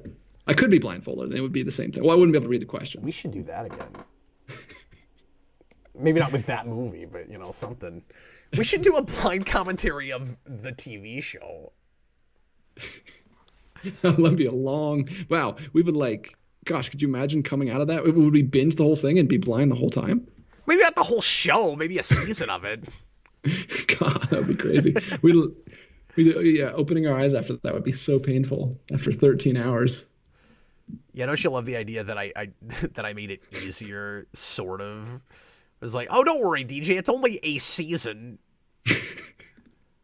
The people who forced you to review that on Rewind. Don't worry, Cap. It's only 13 hours. Yeah, exactly. Let me see here. What do we got? So we got one from Mutale. And this is very specific to you. If you could teach English literature / creative writing at any Ivy League school, which one would you pick? Oh, my goodness. I don't feel this is another thing I just don't feel qualified to answer. I don't know enough about various colleges to know where I would actually enjoy teaching, because I don't want to just pick the most high profile when you don't know if you'd actually enjoy being there. Yeah, You'd have to do some research and find out which one has the best English program or something. I always at least BS a response, and I just don't think I even have one of those for this. But yeah, this might be the most out of our element we've ever been. Like, we don't know anything about Ivy League schools. Ivy League schools. Yeah, I don't know. Sorry, I'm a little bit distracted here. I'm trying to get this camera to start, and it just doesn't want to go. Trying to help out DJ here, but it looks like there might be no hope for the DJ. My favorite kind of weddings to attend. Yeah, I don't know if I can help you out with this Ivy League schools. I went to a art school, so. Yeah, and I just went to Kansas University, which was a great school. Don't get me wrong, for writing for my major, but it was not Ivy League by any stretch. So I think you should just go with Cornell. Okay, sure. Yeah, they have a bear mascot. One. This is more like trivia. It's like name an Ivy League school. Well, I want to teach at Princeton. Why? Because I thought of it. Because I've heard of that one. That's why. They probably pay well, so there's a reason. Oh yeah. Better than like just a regular college. I don't know how well. Oh my God, AMC! I don't think my eyes could handle that for more than 15 minutes. He says, "No, Cap, it wouldn't be a blind commentary. It'd be a world on fire commentary." We just buy as many candles as we possibly can. Well, do you remember the way they visualize Daredevil's sight in that, where it's like, yeah, it's all on fire? That's really funny. You'd basically have to put like a red filter on the whole show, and it'd be like looking at it through a Virtual Boy. Or like that first episode of Power Rangers when you get the one POV shot from Alpha's point of view, and then we never do it ever again. Oh yeah, wasn't that weird? Only functioning automaton. Billy's like looking through him. It's really weird, and then we never do it again. How much money do you think they spent on that shot? That was the pilot budget. We never got that kind of budget again. DJ, Once and Always comes out tomorrow. Wouldn't it be amazing if sometime in that 55-minute special they did that shot? Yes, and I'm like that meme from Once Upon a Time in Hollywood, where I'm like, oh, it's the Alpha POV shot, like, and I'm freaking out. Oh, do you know how badly I want them to do that now? It's too late. It's coming out. I can't get word to them. You got to get that shot in there. AMC Comics, no cap. Oh, I'm sorry. I already read that. Mutale, no, Yale. AMC says Princeton, so we can hang out. Do you go to Princeton, or are you just close? Mutale, close. Dartmouth. They're all naming them. Now it's time for naming Ivy League schools. The live show. Well, now you have multiple choice, so there's no excuse not to answer it. Yeah, I got an A, B, C, and a D there. I'm gonna go with Dartmouth. Anyway, moving right along. The second half of that is all these two-parters, man. Better Superman death, All-Star or Doomsday. You know what we're gonna do one of these days, DJ? What are we gonna do? We're gonna, because I'm always announcing things on camera. You know what we're gonna do? We got all these two-part questions. We'll have a cliffhanger in the middle of a Captain Logan show. We'll do the first half of somebody's super chat, and then we'll go to break, and then we'll come back and do the second half. So you have to wait and see. That's pretty good. And then we'll come back, and then a very robotic female voice will say, "And now the conclusion." Gotta get that on the soundboard from your crypto freaks. Ooh, I should get that on. Yeah, I should. I should get the computer voice from TNG at all, saying, "And now the conclusion." It'd be great. That's Majel Barrett. Anyway, so the question was the death of Superman, death with Doomsday versus the one in All-Star. It's been so long since I've read All-Star, I don't really remember what that looks like, but it's probably that. It's more inventive, certainly. Yeah, they have time to. I mean, it's after the fact, so they had time to.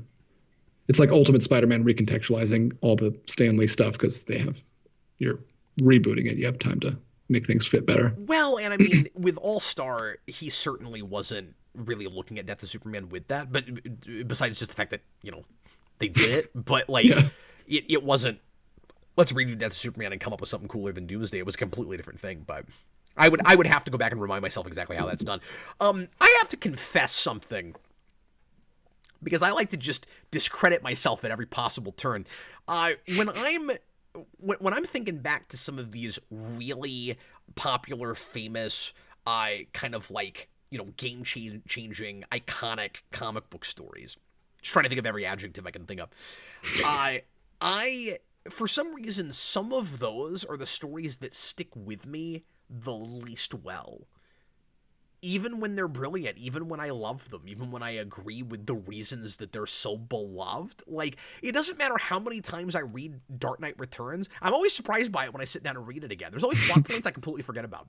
Like, I could not right now give you a coherent, and don't ask me to because I can't do it, a coherent plot synopsis of Dark Knight Returns. I never remember what happens in them.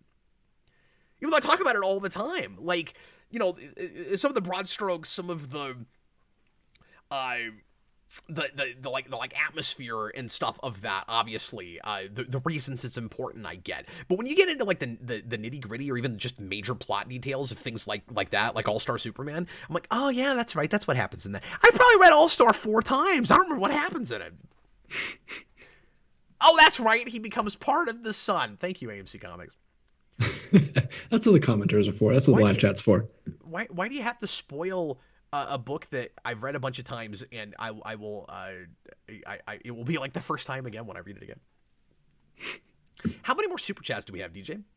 We've got a handful. We've got about 6. Well, thank 7. you guys so much for your support tonight. Feel free to throw another one in if you're so inclined. We still have a little bit of time left in the show, but let's go ahead and tackle those. And throw in the middle of that 1 or 2 pre-writtens if you wouldn't mind. Sure. Let me ask this one, and I'll jump back and grab one. Thomas Lowe, 86. Do you think it's possible to write a deep and compelling character arc that is traditionally known for simple... Excuse me. Yeah, I'm going to try to read this. Do you think it's possible to write a deep and compelling character arc that is traditionally known for simple, like Mario, but still make him feel like same character as before? I think he's trying to get the word count under a certain.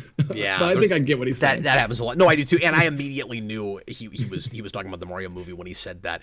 I would have to take that on a case by case basis and look at the attempt. What the adaptation is. You know what I'm gonna say, right? You can make anything work. You just have to make it work. Like, I want to say yes, but it's hard, right? Like, when the point of the thing, because Mario is a very unique case, because that's a thing that is not interested in story in the first place, and that's not the point of it. So when critics looked at that movie and said, well, this is a storytelling medium, you didn't tell enough of a story, your protagonist seems too one note, and the message of it is kind of dime a dozen and has been done to death, and he's just not interesting and compelling enough. And I said this when I reviewed it, so I'll try not to get back in the weeds with this too much, but the question ends up being, if you've got to change what the character is too much for it to be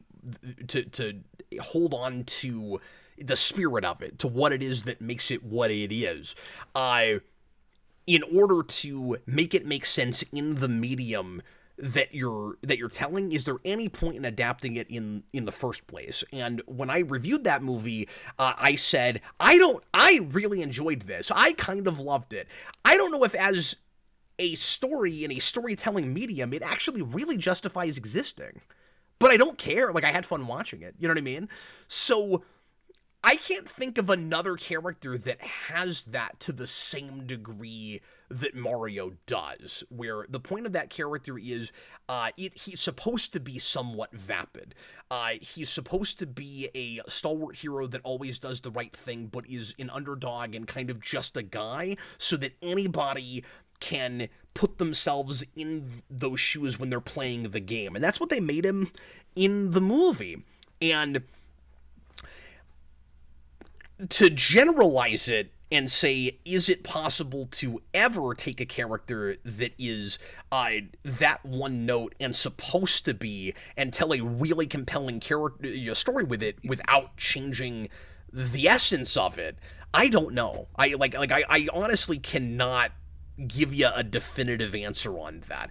I can say that it is possible to reinvent a thing and make it fascinating and cool and interesting on its own terms, and maybe it does have to change the essence of it to some degree, but when it's done real earnestly and with a lot of love and appreciation for source material, that can really be valid also. And that's just not the movie they wanted to make, and especially with Nintendo involved. So there's no way with Miyamoto you were going to get that with Mario. But I'm thinking of things, and I know this is a example I've gone to a lot. But in the late '90s, we got a real serious kind of dark Space Ghost reimagining in comics, and it's like, well, is the essence of Space Ghost, that character, still there in those comics? And I'd say that's debatable, but he was kind of, a nothing sort of character in the first place, where now we added dimension to it, and so it's cooler than it was before. And that was, as a cartoon, kind of just the same thing every time over and over again. So it was kind of cool to add dimension to it. Mario's just this really unique case where the point of it is it doesn't have dimension. Whereas it didn't feel like that was Space Ghost. It felt like it was a cartoon. It was a Saturday morning cartoon show that was held back by censorship. So if it could have had more dimension, maybe it would have. It's very different with a thing like Mario. So we're suddenly having this conversation because there's not precedent for it. And so I don't think I can generalize with it. I think Mario is just this super unique case. Yeah, and probably a lot of Nintendo characters. So we'll see how they handle that moving forward, because of course they're going to do like a cinematic universe, because the movie's doing really, really well. I gotta tell you, that is not what I want, but I'm sure that's what they'll do.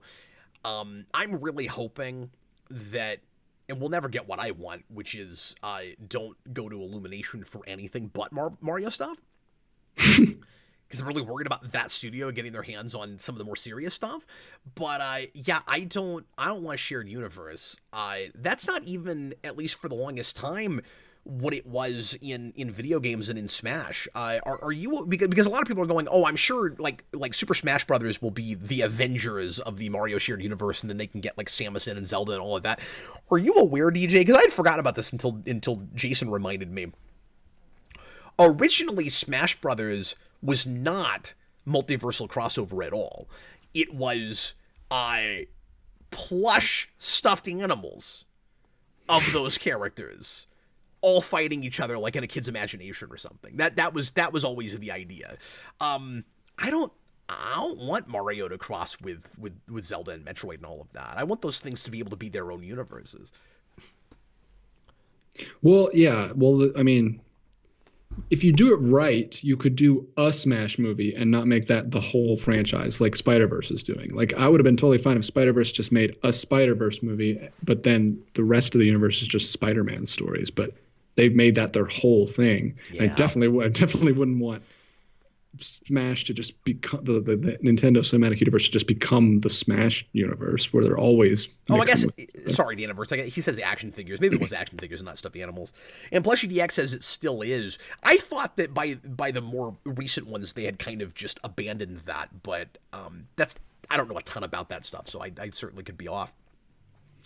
DJ, I'm with you, and I don't mean to be a party pooper with this whole thing. I can't get excited about Spider-Verse 2. I'm trying.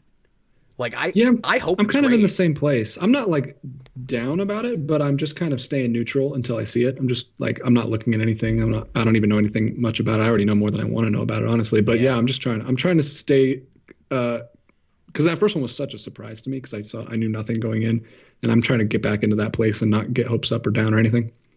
Aren't you concerned that's going to be, well, maybe you didn't see this. I was going to say, I'm concerned this is going to be a Lego Movie 2 situation all over again. Austin said that in a conversation he and I had today, and I already had that thought. But in case he's listening and thinking, hey, you're just ripping off all my points from private conversations. Yeah, you don't have to give credit to Austin. It's okay. I want to read some stats real quick. Speaking of the Mario Brothers movie, this is from the Hollywood Reporter. Sunday estimates for the April 14 to 16 weekend showed the Illumination Universal movie earning a jaw-dropping $87 million in its second weekend, besting Frozen 2 to score the best sophomore outing of all time for an animated film, and the ninth best of any movie not adjusted for inflation. If that weren't impressive enough, traffic on Sunday was bigger than expected. By Monday morning, the final weekend numbers showed the movie actually taking in $92 million, the seventh biggest second weekend of all time, and Super Mario fell a scant 37%. What an insane small drop. Only a 37% drop in the second weekend to score the fourth best sophomore hold ever for a movie opening to $100 million behind Top Gun, Maverick, Shrek 2, and Frozen 2, which were 29, 30, and 34% respectively. Yeah, absolutely nuts. So I said when we reviewed it, we'll see if it hits $1 billion. It clearly is going to. I think the bigger question now is, does it hit 2, or does it really approach it? Because we got close to $2 billion, I think, if we didn't cross it with No Way Home, and that wasn't doing these kinds of numbers. I don't think. Like 2 weeks in, I think it just held on a long time. Yeah, I don't know. I'll have to look at the numbers over here as I am the guy in the chair. Thanks for being the guy in the chair. But yeah, it's doing really, really well. It's surprising how well it's doing. It is. If it gets to $1 billion, it'll hopefully pass Minions, which is their highest grossing movie. Yeah, I need a movie I actually liked to be to top some of that other Illumination stuff. But what I don't like about it is it gives Illumination all kinds of fire to make, a lot more of the vapid and at least common denominator crap they've been churning out. And I think Hollywood's going to learn all the wrong lessons from this thing. That's always my worry. So I don't mean to be a downer about it. I'm glad it's doing as well as it's doing. It's just, it probably means a bazillion things, things like it, a lot of attempts at making more video game properties into movies that a lot of them probably will not be as good and won't work out as well, because video game movies have had a not good reputation forever, and now that's going to change with this and The Last of Us happening in the same week. And my prediction is you're going to have the superhero thing again now with video game movies, where that's true. Yeah, that's what of studios are going to go. That's the new big ticket, see, and they're going to find any property they can get their hands on that's based on a video game, especially kids stuff. And I say especially kids stuff. It's kind of interesting that you had The Last of Us on the other extreme of violence and aimed at a totally different audience. But I think you're going to see studios kind of across the board going to video game stuff, especially as the perception right now anyway is superhero movie fatigue. Yeah. And if that happens, we will finally have an answer to maybe the most asked question on this show's history, which is what's going to fill the void after the superhero bubble bursts. And it's video games. And I can't believe we never really said that, but I guess no one had faith in it. Because I had a comment a few weeks ago that suggested that, and I said, "Oh, that's interesting, maybe so." And now after this, that seems plausible. I don't want to jump the gun or anything, because I suggested that. I keep talking for Austin. He's not here, but he and I have a lot of these conversations, and he said, "Well, I think it's going to be more splintered than that, where you won't have really anything that fills the superhero void, but you'll just have several different genres that all together collectively kind of do, and maybe honestly even including superhero if he's right. You know what I mean? Like, that's not going to go away. It just isn't going to be what it's been, particularly if consumer confidence doesn't come back more for MCU. But there could be a break, though, I think, like with musicals and westerns. Yeah, I honestly think. Well, see, I don't know though, because the problem is, a lot of the people. I'm sorry. I've got a million things in my brain right now. I'll continue on with this point.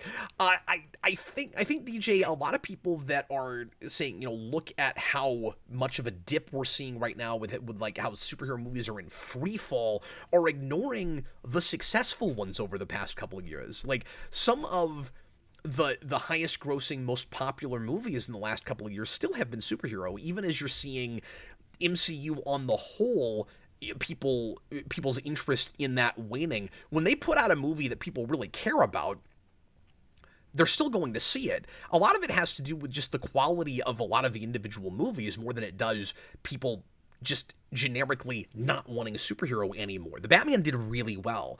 Guardians 3, I predict, is still going to do really well. So I don't even know if we'll see a gap like you're saying. I think we're still gonna see, like, on average, one or two $500 million to $1 billion superhero movies a year for the next decade, even if it never bounces back overall. Yeah, could be. And that would not be a lag in it. Yeah. I guess I'm just saying, like, if it goes from like 8 or 9 a year to like just 1 or 2 a year, then we'll take a break. That's kind of taking a break from it a little bit, and then maybe they'll come back a little bit more. Yeah, in the future. You could be right about that. But yeah, I don't think we're ever going to hear that just has like no superhero movies, and I don't think we've ever got a year that had no musicals ever released either. But like the bubble of it clearly just like fizzled out. But what I'm suggesting is I don't think you'll even have a year over the next decade where you have no really popular ones. I think there will still be at least one every year. That was not true of the musical. That was not true of the Western. Yeah, maybe so. I don't know my history on that at all. But yeah. Well, at least I don't think it was. Yeah, especially because he's starting his DC universe right now, so he's going to be cranking out 2 or 3 a year. I don't know what his plan is exactly. Assuming that the looming writer's strike doesn't ruin all of his plans. Mutali here says, this is interesting. How can you say superhero fatigue when No Way Home made close to $2 billion? No Way Home is part of the problem, I would say, because that became more of what people wanted and no one else. And you can't only do that so many times, like a couple times. We have to build like 20 years of history before we can do that again. But also, I've been very trepidatious about saying superhero fatigue. I think it's complicated, right? Like, I think what you're seeing, I don't know, we like to label things and we like to make things as simple as humanly possible. So let's not talk about whether the idea of superhero fatigue is real, and let's just talk about what is successful and what isn't, right? Okay, so let's start at the superhero movies that have been most popular over the last, say, 4 or 5 years. They've either been sequels to movies that people were already very invested in long-running series that had a track record of quality, or one movie that was very popular and people wanted to see the next chapter of that, right? Or they've been a new movie, like with the case of the Batman, that is advertised right, that looks very fresh and new and original, and is based on a character that has almost always, with rare exception, performed pretty well, right? What things have not been doing well? The generic superhero movie that is the dime a dozen cookie cutter plug-in for the formula. Nobody's ever heard of this character or really cares that much, but because it's a superhero, of course people will go to see it. Like Black Adam, and like I am pretty sure Blue Beetle is going to be, and stuff like that. And Black Widow had that, and you've kind of, I don't want to say Ant-Man 3 is exactly in that category, but there is this just sort of, we're sick of seeing the same thing over and over again. So it's not superhero fatigue in that I think people still like superheroes. And I think people still like a lot of these individual specific characters. And I think there are some people that are still kind of like hungry for the more sophisticated, smarter, fresher, original version of characters they've seen before, but they feel like have been milquetoast too many times. And they're waiting for that like really cool, fresh Dark Knight version or Iron Man version. of that thing. It hasn't been that long since Joker came out, and that was and that did really well because it was new and fresh. So I think there is superhero fatigue, if I have to use that term, in the sense that just because it's a superhero doesn't mean it will perform. But the question is, was that ever true? No, not really. There was a period of several years where it was kind of true for Marvel, but they weren't going to be able to ride that train for more than a year or two. When it felt like they were firing all cylinders and everything they put out was quality and people loved it, it wasn't because they found the winning formula and they just kept plugging into it. Because once people felt like they were doing that, they lost interest. You know, it was that they were going for things that people had never heard of, like Guardians and stuff, and it seemed fresh. It was like something they hadn't seen before. So for a little while, they were getting away with putting out some samey stuff. But that wasn't going to last forever because people got tired of it. So in that sense, there is superhero fatigue. Yeah, superheroes are always going to have a leg up because that's the structure has transcended the medium, where movies, like the movies that people see in the big screen these days, are those big action spectacle, basically superhero movies that aren't about superheroes. Like, even if it's not about superheroes, it's basically a superhero movie. Fast and the Furious, that kind of stuff. Yeah. So they're always going to have a place, whereas, like, because I don't think superheroes go down, all of a sudden smaller movies are suddenly popular again. No, people still only want to go to theaters to see big blockbusters. So superheroes have a leg up because they're pretty dang close to just the generic blockbuster already. You just put them in tights. Yeah, which is why you just have to occasionally reinvent it. Yeah. But whereas video games are source tougher. Material will remain viable. Video games are, I don't know. I heard someone say video games not a genre, which is true because you can have any kind of genre video game. But there also is like, so they do have it harder, but there also is like a hero that you're playing as most of the time, so you can kind of spin it that way. But yeah, the genres will be a lot different than superhero. Superhero mostly feel the same to a certain extent. No, and obviously you can tell lots of different stories with superheroes, and comic book is not a genre any more than video games are. But superhero kind of is.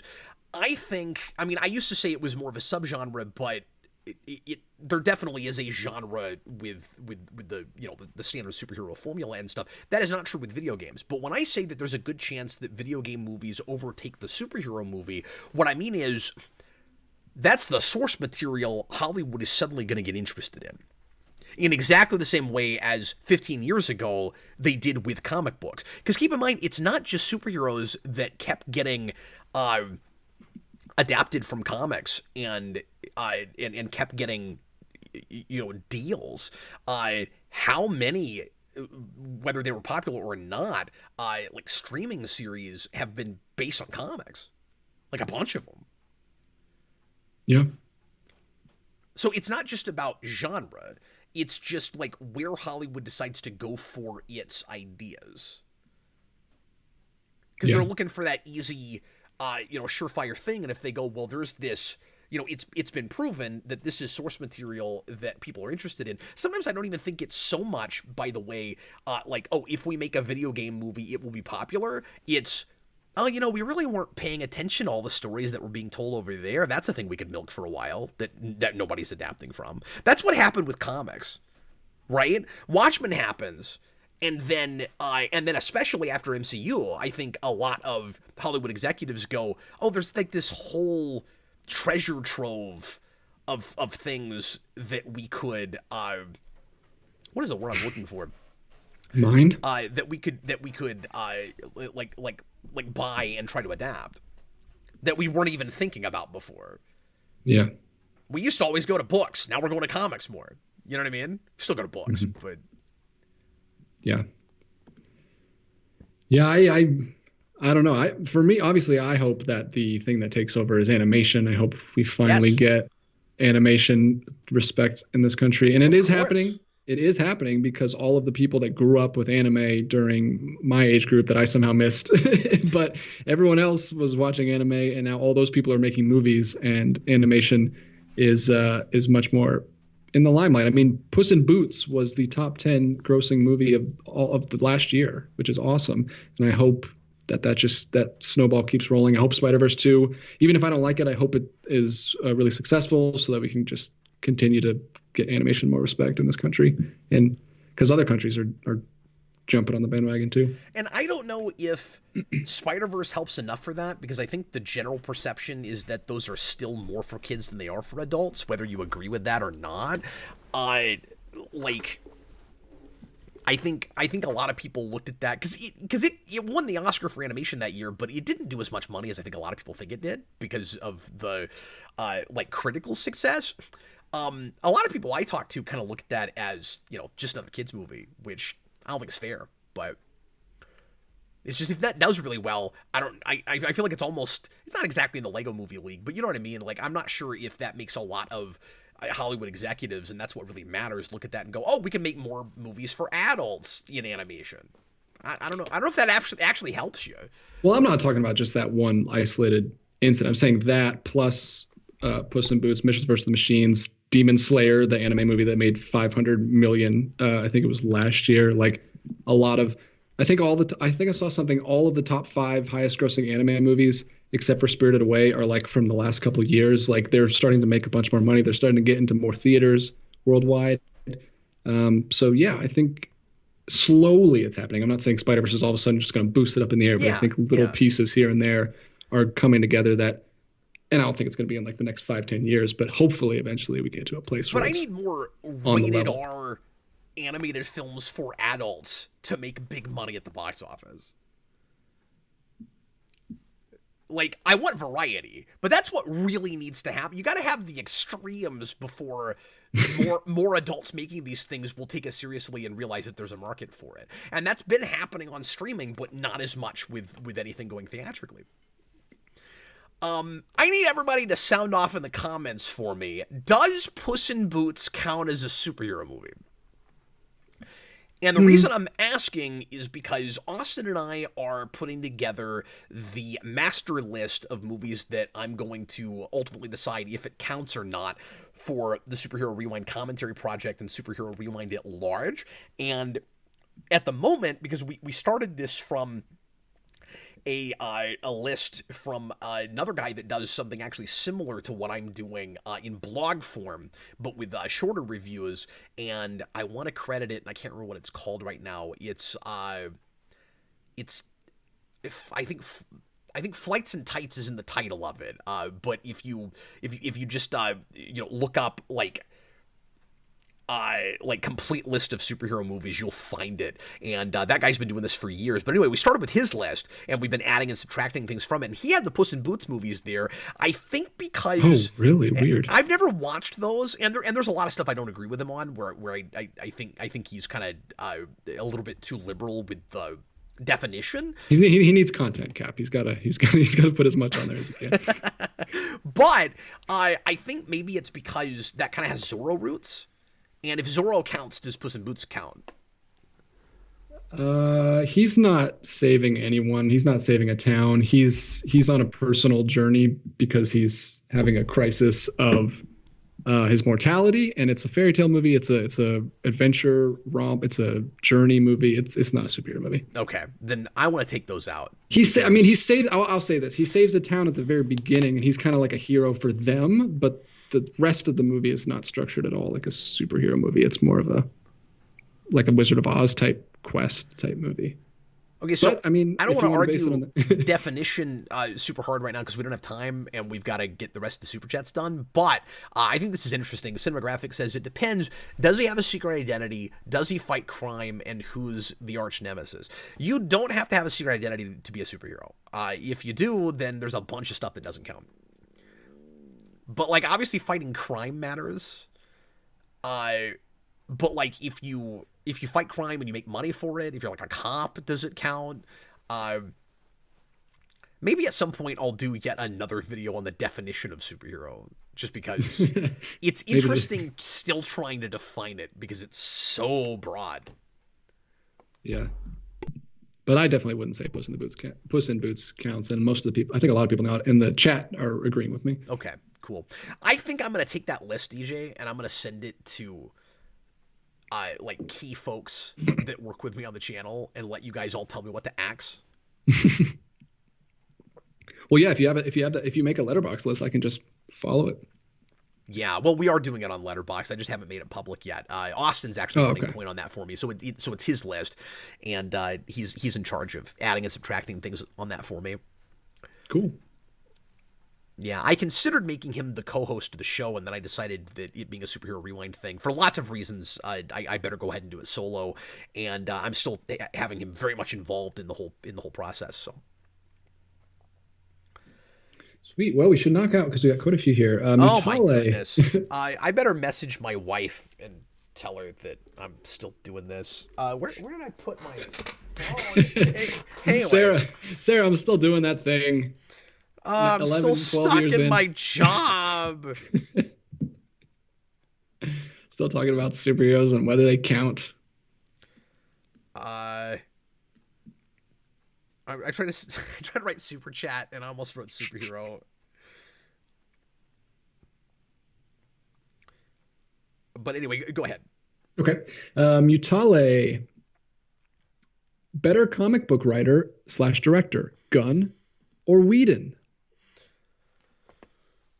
Ooh, that's a tough one. Those are interesting comparisons. So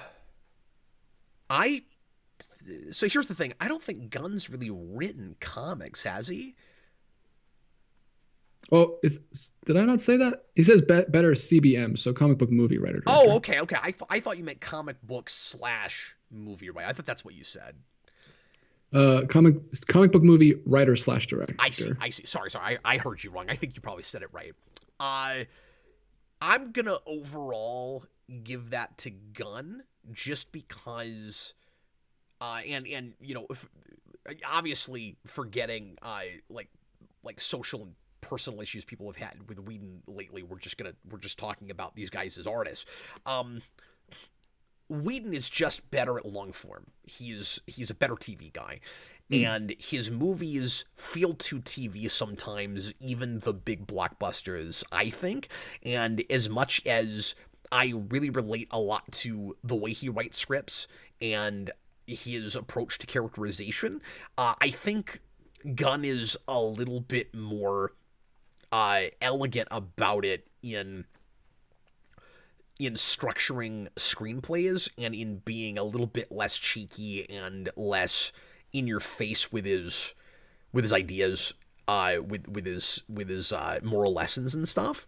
I think Whedon stuff tends to resonate with me more idea wise, but I think Gunn's got an execution. Cool, and they both only done 2, right? 2 Guardians and 2 Avengers movies. Well, Gunn also did the Suicide Squad. Oh yeah, that's right. And he's got a 3rd Guardians coming out, so he's about to pass him. And then of course, Whedon did his version of Justice League, which you have to count, even though that was 11th Hour and all of that, because it is a very different movie from the Snyder Cut, and because his hallmarks are all over that script. Yeah, he punched up the dialogue at least. Yeah. Okay. All right. So he gives it to Gunn. John Ty, $2. Thoughts on the Continental TV show trailer? I have not seen it yet. I forgot all about that, and I was going to watch it before tonight, and I didn't get to it. So ask me about it when I pop in again next week, because I am very excited about that. Mutali, Cap, if a writer wanted to deconstruct you, what's the best way they could do that? Also, what alternative superhero name would you give Miles Morales? Ooh, that's always like the $100,000 question, right? Yeah, that's tough. But yeah, psychoanalyze yourself first. Oh, I want to do that second thing first. No, so he said, what would be the best way for a writer to deconstruct me? Is that what he's saying? Mm-hmm. The writer wanted to deconstruct you. Yeah. What's the best way they could do that? Yeah, I don't know. That's a wild question. I never know how to answer a thing like that without coming off like super pretentious and well, yeah, what would it be? It would be about how dangerous YouTubers are for children. Yeah. I mean, I don't know what if you're doing it through fiction, like I don't know what that looks like. I think what's hard about answering that is that's essentially in a real comedic way. That's essentially what I'm doing when I write a fictional version of myself with both Spawn Year and the movie I'm working on right now. Oh, so they would just have to watch all of Spawn Year to be able to get in your head enough to do that. Exactly. And then I've already done the work. But yeah, that's such a self-indulgent kind of question. It's very difficult to know how to answer that. I don't know. Interesting conversation in the chat about the Miles Morales name. Do you offhand have a name? No, I've never, because I want to base it on his powers somehow. And what sucks about it is if and this is such a weird obvious thing to say because we've had this character for so many decades and it's my favorite Spider-Man villain, but if you didn't have a character named Venom would be the right name because he has that. Well, let you know what you think of this. Yeah. John Ty and Bob Garland say give him the Scarlet Spider title. The problem I have with that is that I've already got such a close association with another character with that name, right? Like sure, you could pass the mantle on, but he's not in any way whatsoever related to Ben Reilly. Like, they would be doing entirely different things with that moniker, and it seems a little bit unfair to Miles, given that Spider-Gwen was called Spider-Gwen for like 5 years and then got a really good kick-ass name all her own. It'd be really nice if Miles could get one all his own. I just don't know what it is. But like, Ghost Spider's a kick-ass name. Miles needs a Ghost Spider, and I don't know what it is. It ain't Spin. I'll tell you that. But he needs his own Ghost Spider. Yeah, and this is all totally subjective. Anyway, like what name sounds cool is super subjective because I don't get the Ghost Spider thing. It just sounds like a Ghost Rider Spider-Man mashup. Oh, okay, well, that's fair. Cool. But I don't know anything about that character, so obviously if I knew that more about that character... No, it wouldn't make any difference whatsoever. It really wouldn't. Okay. It's not cool because of anything with her personality or anything. She's not like a super... what's the one I'm looking for? She's not real mysterious or anything. What I like about it is that retroactively, it sounds like the name that you would have come up with and then made that costume. Yeah, because there's no like ghost anything in that suit, but then when you look at it, it's like, yeah, no, that really fits. Like, it really looks like she's got a ghost motif. That's what I always liked about it. Yeah, it's weird that it rhymes with Scarlet with Ghost Rider. Whatever. Yeah, you're right. And I never think about that just because I was so impressed with retroactively coming up with a name that fit that well. Yeah, no, I get what you're saying. Where she has kind of like a phantom ballerina type look. Yeah, and I just always loved the hoodie and all of that. But yeah, I wanted to have something to do with with either his turning invisible or the Venom sting, and I don't know what it is. Yeah, it's tough. Anything you come up with is just real generic. Like somebody said, Arachnakid, Ian Chandler, Crawler. Crawler. Ian Chandler. Yeah. Someone I know suggested calling him Webb. You know how you have Madam Webb? Miles Morales could be Mr. Webb. Or the Well, it's hard Webb. when you have like it's so iconic at this point. Like, but it wasn't clever at that time. He has spider power, so he's Spider-Man. Like, it's impossible to put yourself into a headspace where that's not so iconic and take it as it actually sounds. That's right. Obviously, anything we make up now is going to sound dumb now, but like maybe after we use it for 60 years, it'll sound better. Names are so hard to come up with something that actually sticks. When was the last like big, huge like Harley Quinn? I mean, obviously there's a ton of other characters, but yeah, like most new characters don't stick around. And there's so many now. There's a bazillion different Spider-Mans, so it's really hard to come up with something that doesn't sound corny or weird. how many more super chats do we have? We have 1, 2, 3, 4, 5, 6, 7, 8, 9, 10. Oh, and we're 12 minutes past 2 hours already. Okay, we will rapid fire these as well as possible. I should never use that. I'm going to take it out of the title and everything. Go ahead. Oh, we have less than that because we just answered that one. So Philip Kelton. Oh boy, we're on a roll here. 65 Mexican pesos. You are allowing media to lower your expectation lower and lower. You need to let go of your love of this thing or they gonna ruin everything. Love of what thing? We're just so far beyond whenever he wrote that. I don't know what he means. I don't know what love I need to let go of. Look, it is very difficult to talk about this stuff regularly and keep up at all and not accidentally let your expectations be lower. I think it's almost like a defense mechanism, you know? Like, this is part of the reason I quit going to see movies on a weekly basis, because, and reviewing them especially, because I would find myself kind of accidentally giving things maybe more of a pass than I wanted to and going, you know, I'm getting so bleak when I'm reviewing this stuff that if I don't let myself, I was going to say if I don't let myself enjoy it a little bit more, even if it's not as great as I think it ought to be, I'm just going to go insane. But I think some of it too is you get into a pattern, right? You adjust. Human beings are adaptable creatures, so you adapt yourself to crap. When everything you're looking at is crap, go back and look at Spawn Year and look at things that I got impressed with after I read nothing but crap for weeks and weeks on end. If I'd started with those things, they wouldn't have blown my mind or anything. Yeah. So yeah, I think it's a thing that we naturally do. If I, as he suggests, if I like let go completely, I'm just not doing this job anymore, you know? And there will still, and do the job or just enjoy any new pop culture. I am so unplugged right now. You guys probably don't even know how little I look at anymore. If I review it, that's probably what I've seen. You know what I mean? I don't keep up with anything anymore.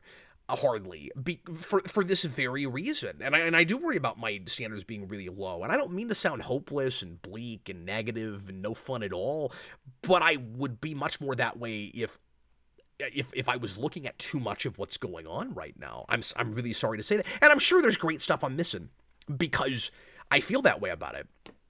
But if I'm understanding what he's telling me to do, I've done it more than he thinks that I have.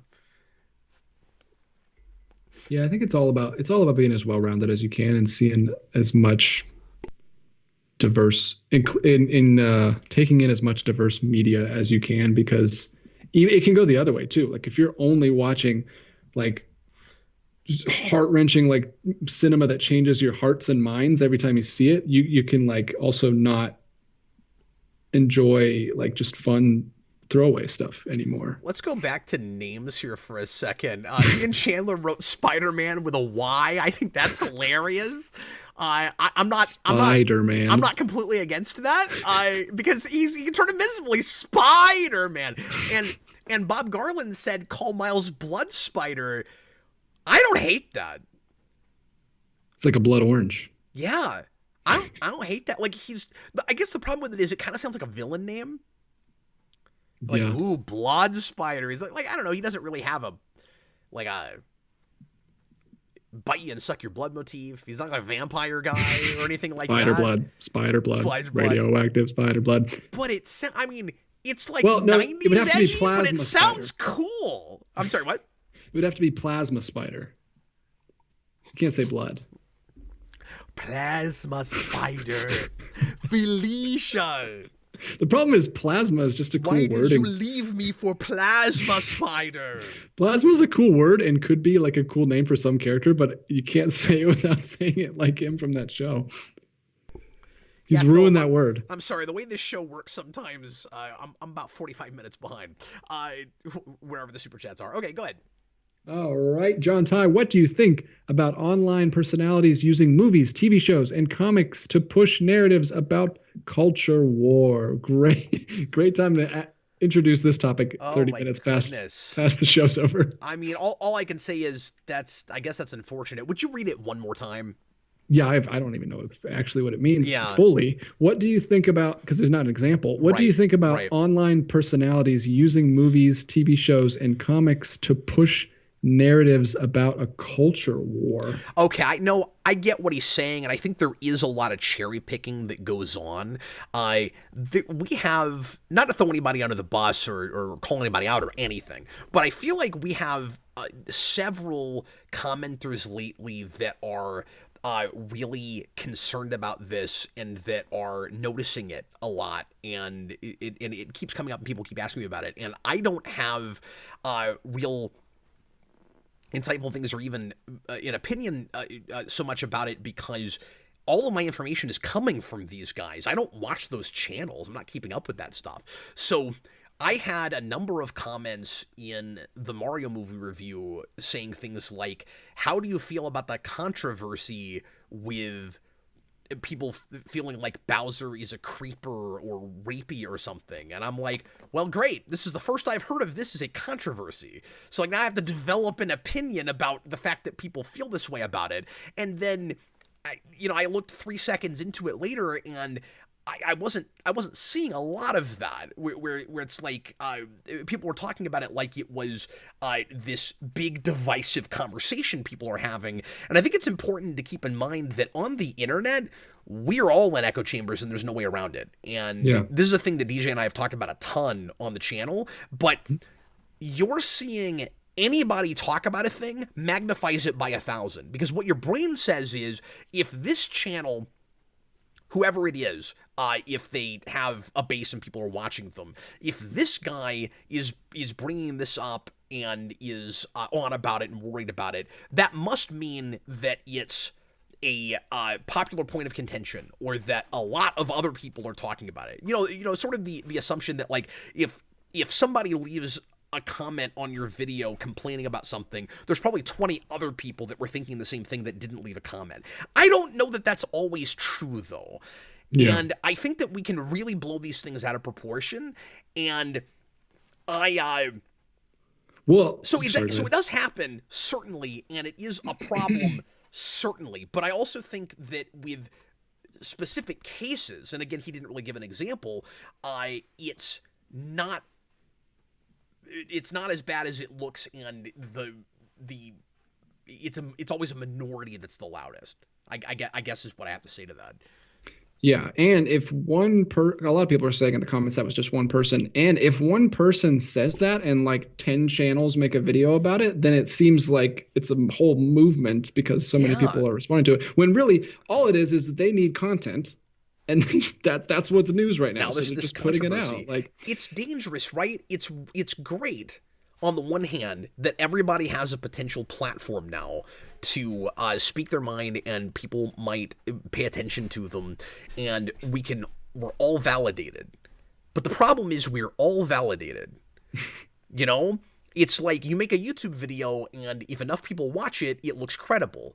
And it looks like you have clout, but you're just some guy that said a thing, and that doesn't, in exactly the same way as somebody can claim that a movie or a game or something is a big leak, and then it turns out it's not actually a thing, and that was never going to come out. It's exactly the same kind of thing, right? You can go, oh my God, there's this controversy, and like nobody but you was actually talking about it. So you got to take all this stuff with a grain of salt, and I really hope that I don't come off condescending when I say this, DJ. But the more I see people really worried and freaked out about this, the more I just want to tell them to, like, get out in the real world a little bit, get out more often. Because the real world is just not the internet. I mean, I realize it's more complicated than that, because a lot of important things, of course, happen on the internet. Most of us, use it in our everyday lives, and social media does drive things and changes the world. But it's so easy to magnify these things in our mind and think that everybody's lost it and everybody's crazy now. And the more I go out in public in the real world, and this is anecdotal, of course, but the more I go, the people I talk to face to face don't sound or think or act or feel anything like the people I see on the internet sometimes. Yeah. It feels night and day. It is so much, and this is the obvious comparison, but it is so much being in the Matrix versus actually going outside. you know? And the nice thing about the world we live in is you actually can go outside. You're not going to be You're attacked not by like forced- squiddies. You're not going to come out in like blue goop in a tank. Hopefully not anytime Every time I go get the soon, mail, you know? I'm like, Which was the coolest visual in that movie, and I had never seen anything about that part of the movie. That was very weird that I had gone my whole life not seeing that movie and seeing all the other iconography from that movie and not seeing that one scene. Yeah, which is also a pretty, iconic thing. So I just rambled about that for 5 minutes, but I think the most important thing that was said about this, and then we'll move on, DJ said, which is that people are making stuff to get clicks. Yeah, they need content, man. And outrage sells. Controversy sells. The word controversy doesn't even mean anything anymore because we make things out of controversies that no one's even really mad about. Plushy DX, so do you think the world is not super polarized? No, no, they are. No. Yeah, we're not saying that. Absolutely they are. But I do think that we're still in this window, however much it might be closing, however smaller it might be getting, where if people would get offline, and especially if they would focus on their family, focus on their jobs, read a book, write something, do something creative, completely unplug for like a month or two, if we all did that, a lot of people would suddenly be much more sensible, much less extreme about things, and much more willing to listen to opinions that differ from theirs. I don't think we've lost ourselves entirely to the point where that can't still be done, but I think we could get there if we stay plugged in too long. And some people are going to disagree with that. That's not going to be a popular opinion, but that's how I feel about it.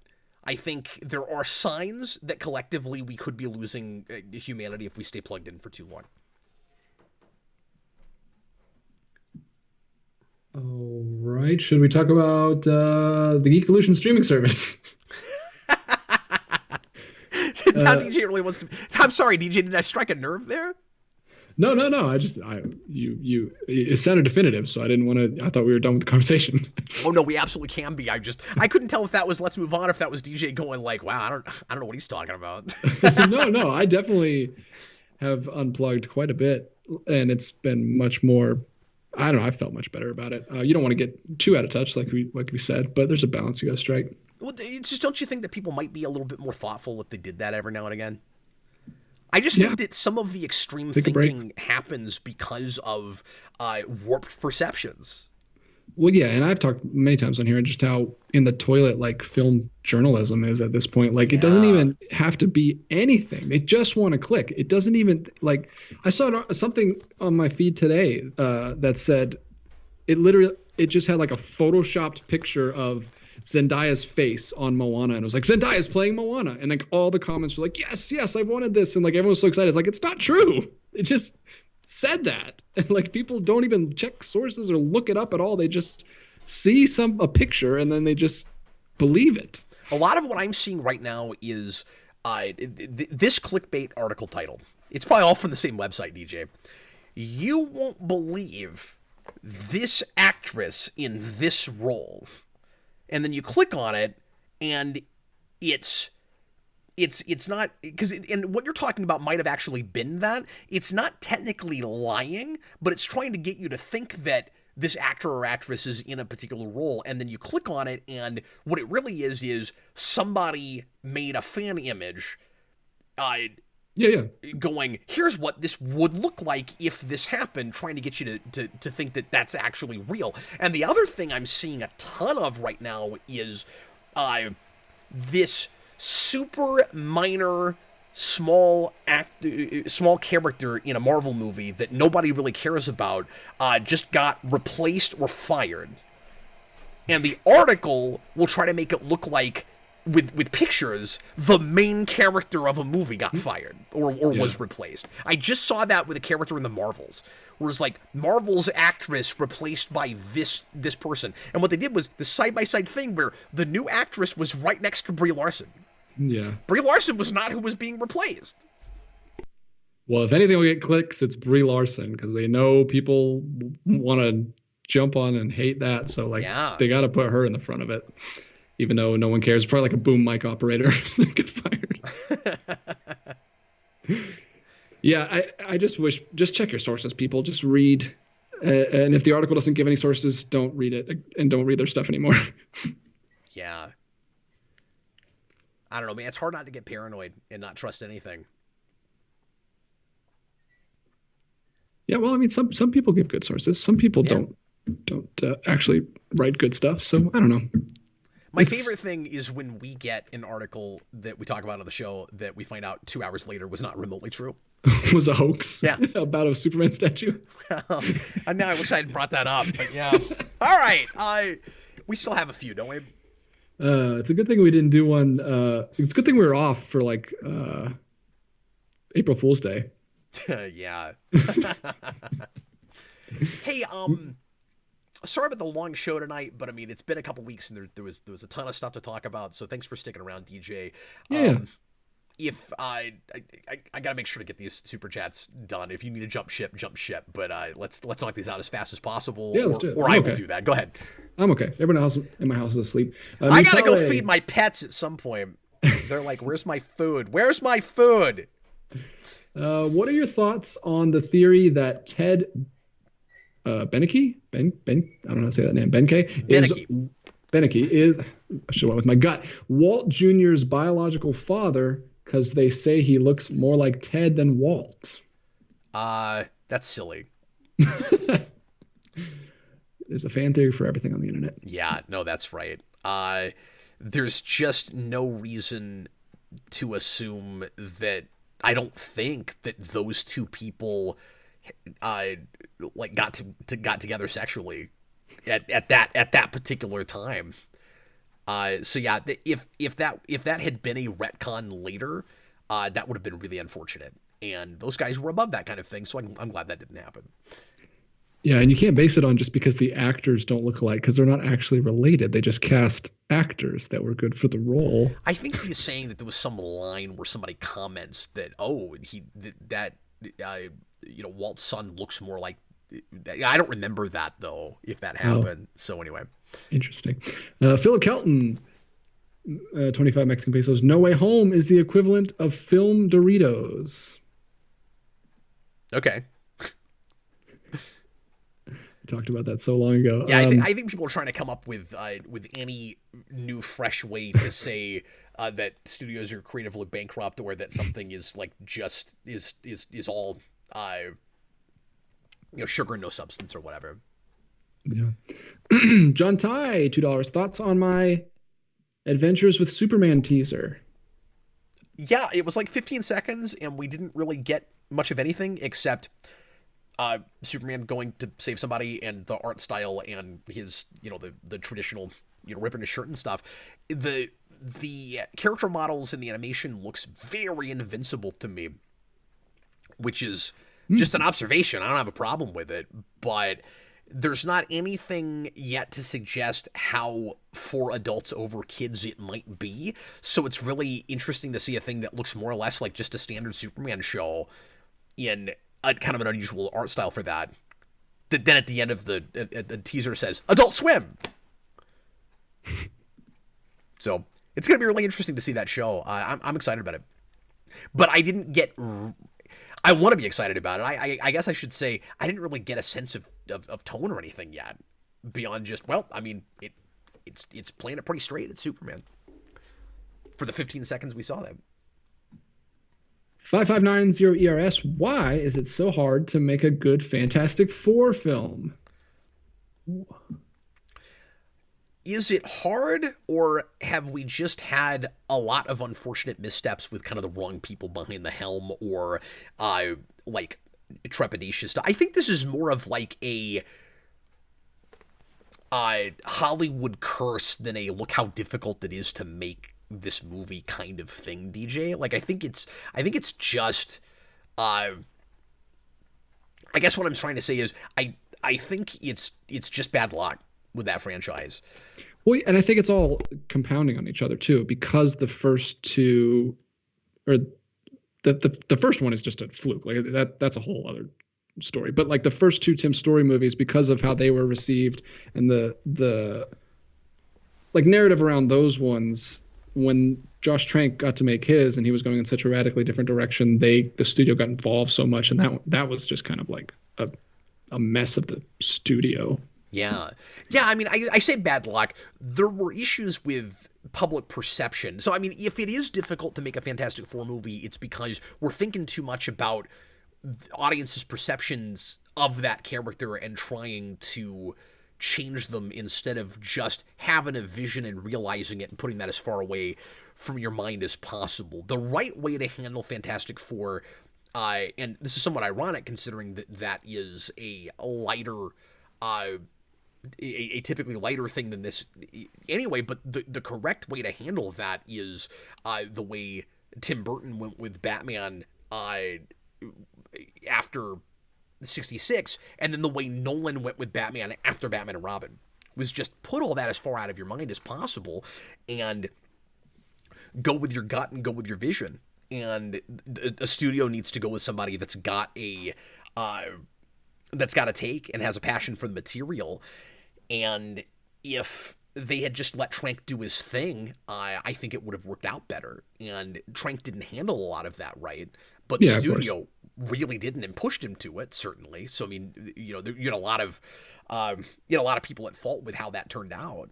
And if Trank's vision had really just been, well, it's a Chronicle sequel, but with Fantastic Four, it would have had its own set of problems for people, different from what we had with it, I think. Mm-hmm. And also, sorry. I'll say this too, because I think that there is some merit to the assumption made in the question. The more I'm thinking about it, in 2005, the problem with making a Fantastic Four movie is that arguably the effects still weren't quite there. I mean, there was a lot of stuff that was just hard to make look great in that kind of movie. And if you like, we've never had a real great stretching effect for Mr. Fantastic, and to this day, we don't have a great one. Like, even in Doctor Strange, I mean, it's fine.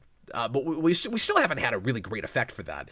And effects don't make a movie great, but I think that does, trying to realize that and deciding what situations you can even put characters in, I think that makes it more difficult than maybe some other things you could make.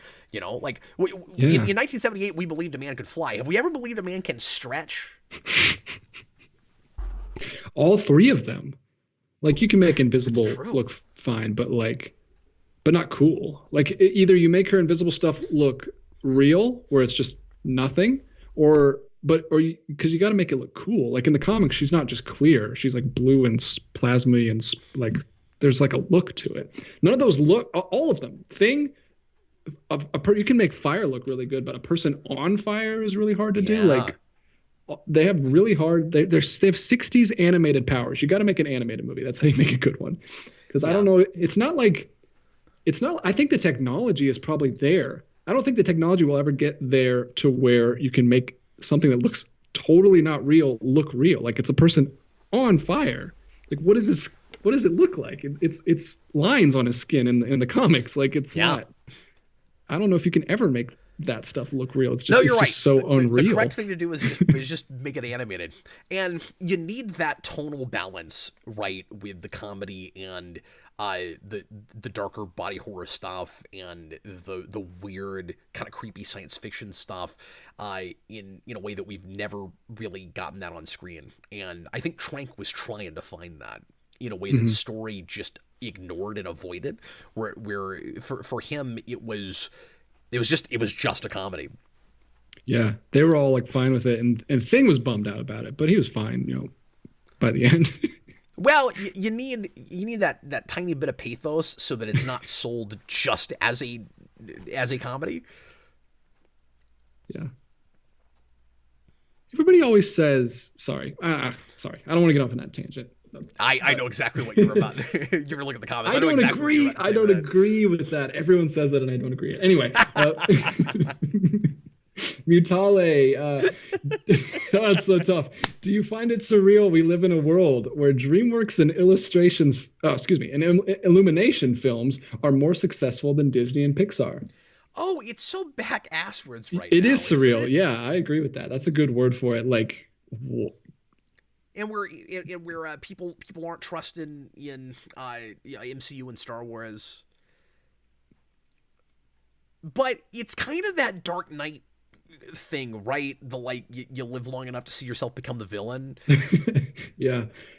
Yeah, you know, Disney, we're just can you ride a wave like that of quality forever? Have we ever really seen a studio manage it with one property or with a type of thing they're making? Like, Pixar had its fall from grace, and that's not even one continuity. Yeah, well, Disney, I fully believe Disney will like come back in the sun again. Like they've had their bad eras before, like the 70s, 80s, Bronze Age era is not well liked, and also the experimental era after the Renaissance in the early 2000s is not liked, and they've come and gone. But it's just they've done with both of it. They've kind of killed both of their franchises because they're making the same thing every year with Disney, just kind of like a middle of the road peanut butter and jelly sandwich that's like, yeah, that was fun, but it's like they're not doing anything new and inventive. And then Pixar, that's great. I'm gonna steal that. I'm gonna say that so much now. And they've shoved Pixar onto Disney Plus, and no one sees them. Like they've killed both of their franchises, and it's their own fault. Of course, like other animation studios are going to step up and fill the void. I have $100,000 question for you. Would Marvel have seen the same sort of? Can we say fall from grace yet? Is it premature to say that? Entirely. I don't know. I mean, that's been the narrative. Pardon me, that's been the narrative with a lot of fan channels and fans in general lately, is that Marvel is really it's dropped to a point that they're never going to recapture their former glory. That might be true. I think individual franchises, they might find that again. We'll see. But here's my question, DJ. Would this have happened? I just mean like the quality waning and the perception of it not being what it was. Would it have happened as quickly if they had been able to keep making movies as Marvel Studios, but were never bought out by Disney?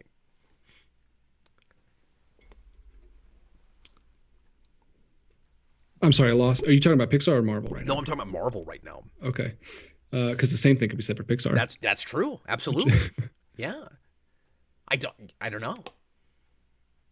Yeah, we'll never know. We'll have to jump into the multiverse and find out. But yeah, I mean, it's tough with Pixar because they were bought so early that it's impossible to even know where that studio would have gone, because they seem to be pretty doing fine on their own. Even with Disney, they were still doing fine for a long time. But yeah, Marvel, a lot of people act like that's when it went downhill. I don't think that's actually true, but because obviously we've got Iron Man 3, Guardians, and Winter Soldier after that happened. Yeah. But I don't know, man. It's hard to say how much those plans are already in the works. It's hard to say because it's all behind closed doors. We need a tell-all book to know exactly what happened, and we're never going to get it. So I don't know exactly where all the problems started and where they came from. But Alex Barron says Pixar hasn't had a total fall from grace. Sure, it's not what it once was, but they still make some great movies. Soul is incredible. That's true. But I guess when I say fall from grace, I just mean in the public eye, that they don't have that, the perception of can do no wrong.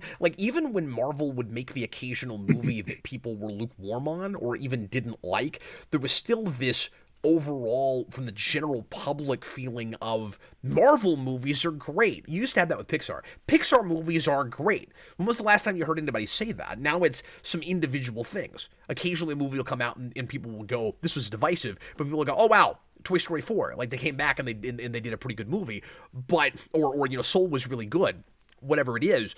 But it's not about the studio anymore. Now it's about the individual movies again. Well, and I don't even like what I said. I didn't say anything about the quality of Pixar because I think they're still doing really good stuff. What I think the problem is that they're not putting them in theaters anymore. And the one they put in theaters was the bad one. Apparently, I didn't see it, but the Buzz Lightyear one is the only one they put in theaters in the last 3 years. Yeah. And they're just hurting their brand by relegating them to Disney Plus and making them seem less and cheaper and not like a theatrical experience. I still like a lot of things they're doing over there. I liked Luca quite a bit, and Coco. Coco's one of their best movies, and that was not too long ago. So I don't know. I just wish they would, make them events again. And I think they're trying to do that. I think they're doing more original stuff coming out soon. Especially given that for the longest time was, well, I was going to say the only animation studio that would put out things that would get close to $1 billion, or maybe not quite that well, but would be like big top 10 movies of the year. But maybe that's not true. Maybe even during the period where that was happening, you had that with Illumination. Because I wasn't actually keeping real close track of how well their movies were doing because I didn't like them. Mm-hmm. Anyway, oh my God, 2 hours and 40 minutes. Don't bring up animation. I'm gonna ramble on forever. All right, Mutale. Mutale, would you rather eat the meat sandwich from Lightyear, hey, speaking of, or the egg and cheese sandwich from Birds of Prey? I saw those movies once and I didn't like either of them, and I'm barely remembering. Oh, I remember the meat sandwich now. What is that? I haven't seen that movie. Why is there a meat? That just sounds gross. Why is it just called generic? It's just, it's like in the future they have a sandwich that is just meat, and they still call it a sandwich, like meat instead of bread. I don't know. I don't know. I guess the Birds of Prey thing, but I don't really remember that. I mean, it's just a really cheesy egg breakfast sandwich. It looks good. Just because you don't like the movie doesn't mean it's a nasty sandwich. Okay. Then I guess I'd eat that. I'd eat that if I had to. Yeah. It's not healthy, but they actually both have things that I don't include in my diet anymore. So I technically couldn't eat either of them. But gun to my head, I guess I'd pick the egg and cheese sandwich. But it's futuristic space meat. It's probably grown in a lab. You're fine. Oh. Okay, that would be. I try to go for mostly real things now, so that'd be one of the things I wouldn't eat. I eat very little out of a box now. That's good. That's great. Yeah, not to brag. I'm just saying that's what I do now. Anyway, 2 left here, dude. It's been too long since we've done this. I don't have the stamina for it anymore. He's got to work his way back up. You need a couple Rocky montages. We'll do some rapid fire off sitting air. in a chair, because I'm more used to being active and exercising and working on my house and stuff. So it's actually harder to sit in a chair this long. I'm gonna do a whole Captain Logan show working out. Oh, sweet. That'd be an amusing. You got to turn the camera on for me on that show, though. I don't want to just be hearing you grunting and grunting.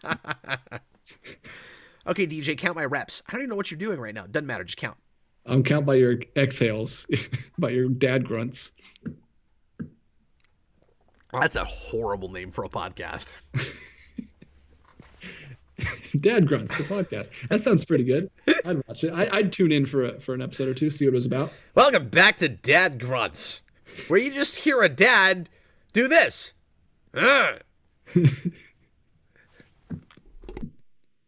All right, Philip Kelton. If we go past 2 hours, this is what the show is like. That's what happens. That's what happens when I can't see the main host, and we haven't done this in 3 weeks. It's a perfect train wreck. That's it, man. We can't take off like this because this is the fan four stick of our episodes. We forget how to even do the damn thing. It's just a perfect storm. All right, my comment. This is from Philip Kelton. My comment made more sense when I made it. I'm just saying you should be more picky and explore new mediums, like that part of why I wanted you to finish playing Undertale with Jason. Yeah, I mean, I just wish I had more time on my day, man. I don't know what to tell you. You're not wrong.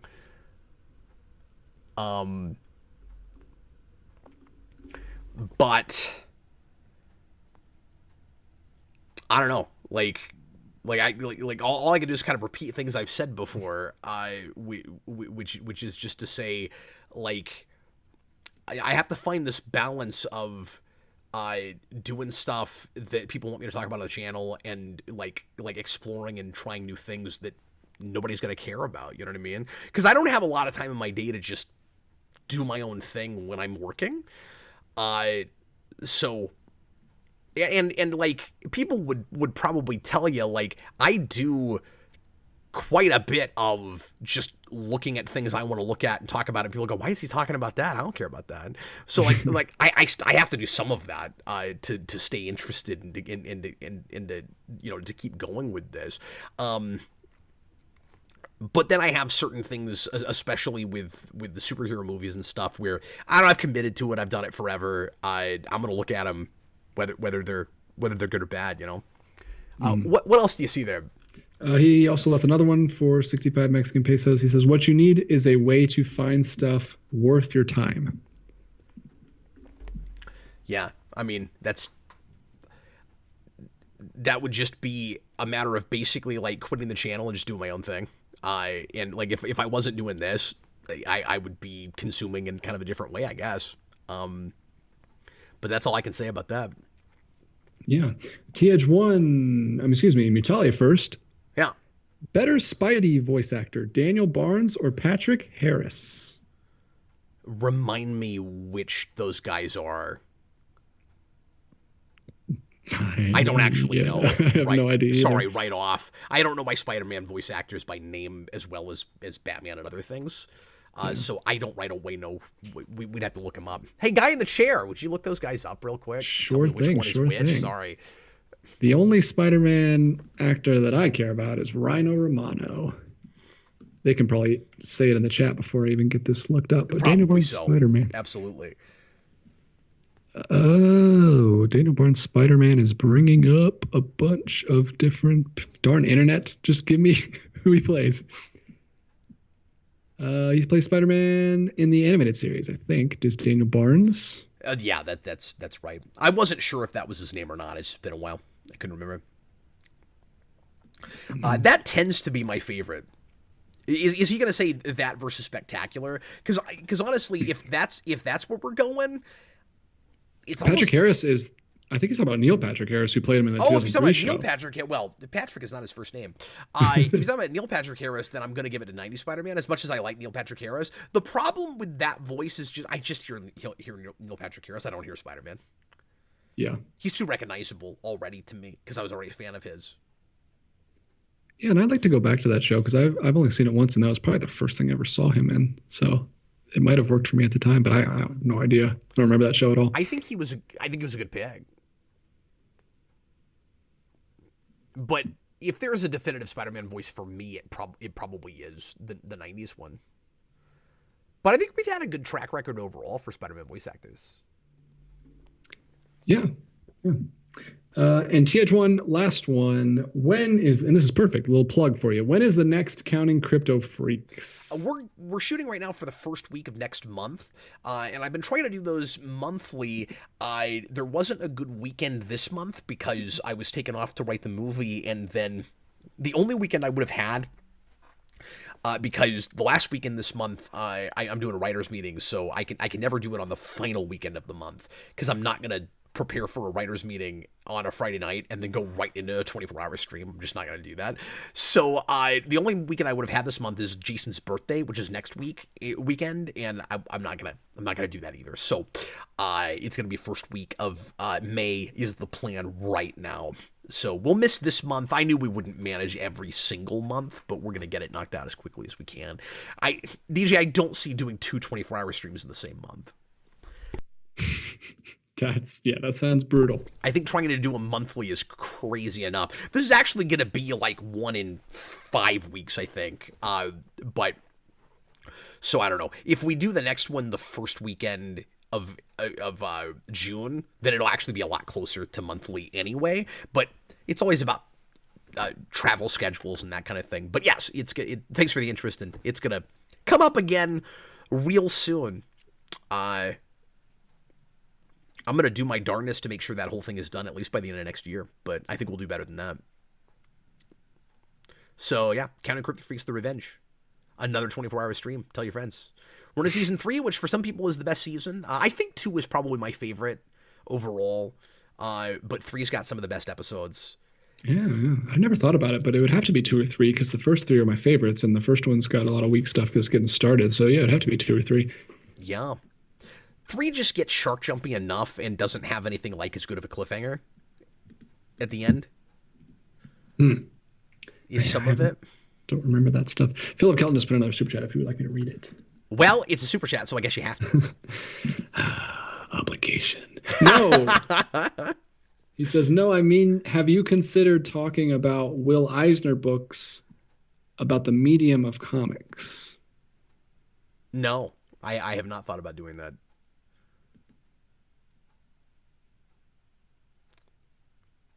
Yeah, I'm not sure why that's coming up, but yeah, I've not thought about it. I'm not sure how much interest there would be in that. Will Eisner books about the medium.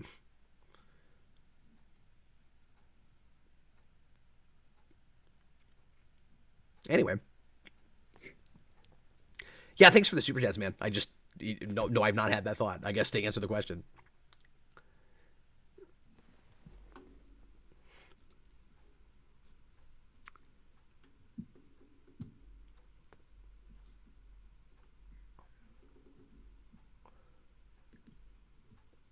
That is all I have on my end, sir. We did it. We did. Whatever it was, we did it. Well, everybody, thanks a ton for being here for the Captain Logan Show. I will be back again next Tuesday night. I'm going to skip Thursday to keep working on this script. And honestly, realistically, DJ, I don't know if I'm going to finish the whole thing by Monday, but I have committed to coming back full force next week. So whatever happens, rain or shine, I'm back Monday doing the first episode of the Superhero Rewind commentary project. I'm stoked about it. I'm a little bit nervous about it. I don't know for sure what exactly that's going to look like going solo, and I'm going to do my level best to make it fun and interesting and engaging for you. I'm going to do one every week as best as possible. Really, unless I'm sick or for some reason out of town, I'm going to sit down and do a commentary on a superhero movie every week. And I'm going to do as much prep for it as I can, but regardless of what I have time to prep for, I will show up and I'll watch one and I'll talk about it with you. And I'm going to do I'm going to get back to scripted analysis as much as possible. That might mean 3 times a year. It might mean more, but I already know what the first one is I'm going to start working on, and I'm not going to tell you until it's done. But I hope you guys had fun. I certainly did. I'm going to be back tomorrow with Jason, though, talking about the new Power Rangers special. Fingers crossed on that. See what that's like. I don't know what standard to hold that to, DJ. Like, I have no idea. Like, it feels like a thing that's mostly for, like, 40-year-olds, but, you know, it's going to be written like modern Power Rangers, so. Yeah, I don't know. It seems like they're trying to be authentic more so than updating it for a newer audience. Well, yeah, sort of, kind of, but the production of it is so Neo-Saban that it breaks my brain, because it doesn't feel authentic, really. Well, I mean, yeah, it's going to have to. They don't have a Japanese studio making the action scene, so of course it's going to look like it's. Couldn't they have at least brought in somebody that wasn't working on the current stuff to write it? I don't know. Maybe I'm wrong about that. Maybe it's not what I've seen so far looks like the current staff writing that show. I don't know, just everything about how it feels is like that, and I don't know, nothing against those guys, but the modern production just doesn't really appeal to me, like what it looks like and sounds like, and it's a bummer because they've been getting into so much like older lore and just like the overall like legacy of Power Rangers, and it's felt kind of generic. At least they're bringing back as many of the old voices and actors and stuff as they can, so it's not like just some guy doing Zed. And I mean, I realize Axelrod is dead, but like he's not trying to do a Zed. It's just a scary villain voice. Look, it's Zed. And don't get me started on Gold Arm Maximus. Oh goodness! You sent me a picture of that. That was rough. That was, I think the only word is unfortunate. We did get another super chat that just came in. Would you like me to read that? Yeah, go ahead. All right, Philip Kelton again. Or maybe having a way to suggest the audience pick stuff from a poll that would be outside what is topical on the week. We do that sometimes for the Friday show with patrons. It's been a while since we've been able to be fair, because we've had a lot of time-sensitive things and that kind of thing. It sounds like Philip just doesn't like what I'm reviewing right now. Sounds like he just really needs me to look at other things than things I'm looking at. We've got the request, and we occasionally do polls for the Friday show. But anyway, well, folks, thanks a bunch for helping us out. We sure appreciate it. And or I should say, for helping us out if you left super chats. And thanks for just being here and watching. We appreciate that as well. And we'll be back again, like I said, next Tuesday, and Power Rangers tomorrow night at probably around 7 o'clock. I'll let you know if that changes. DJ, thanks for riding the lightning with me tonight, man. Always a pleasure. We'll get going so DJ can go to bed. Thanks a lot for being here. I was Captain Logan. This was DJ Martinez. Bye, everybody. See you later, folks. Oh, hold on. I got to play the play out music. Okay, It's coming. Here it comes.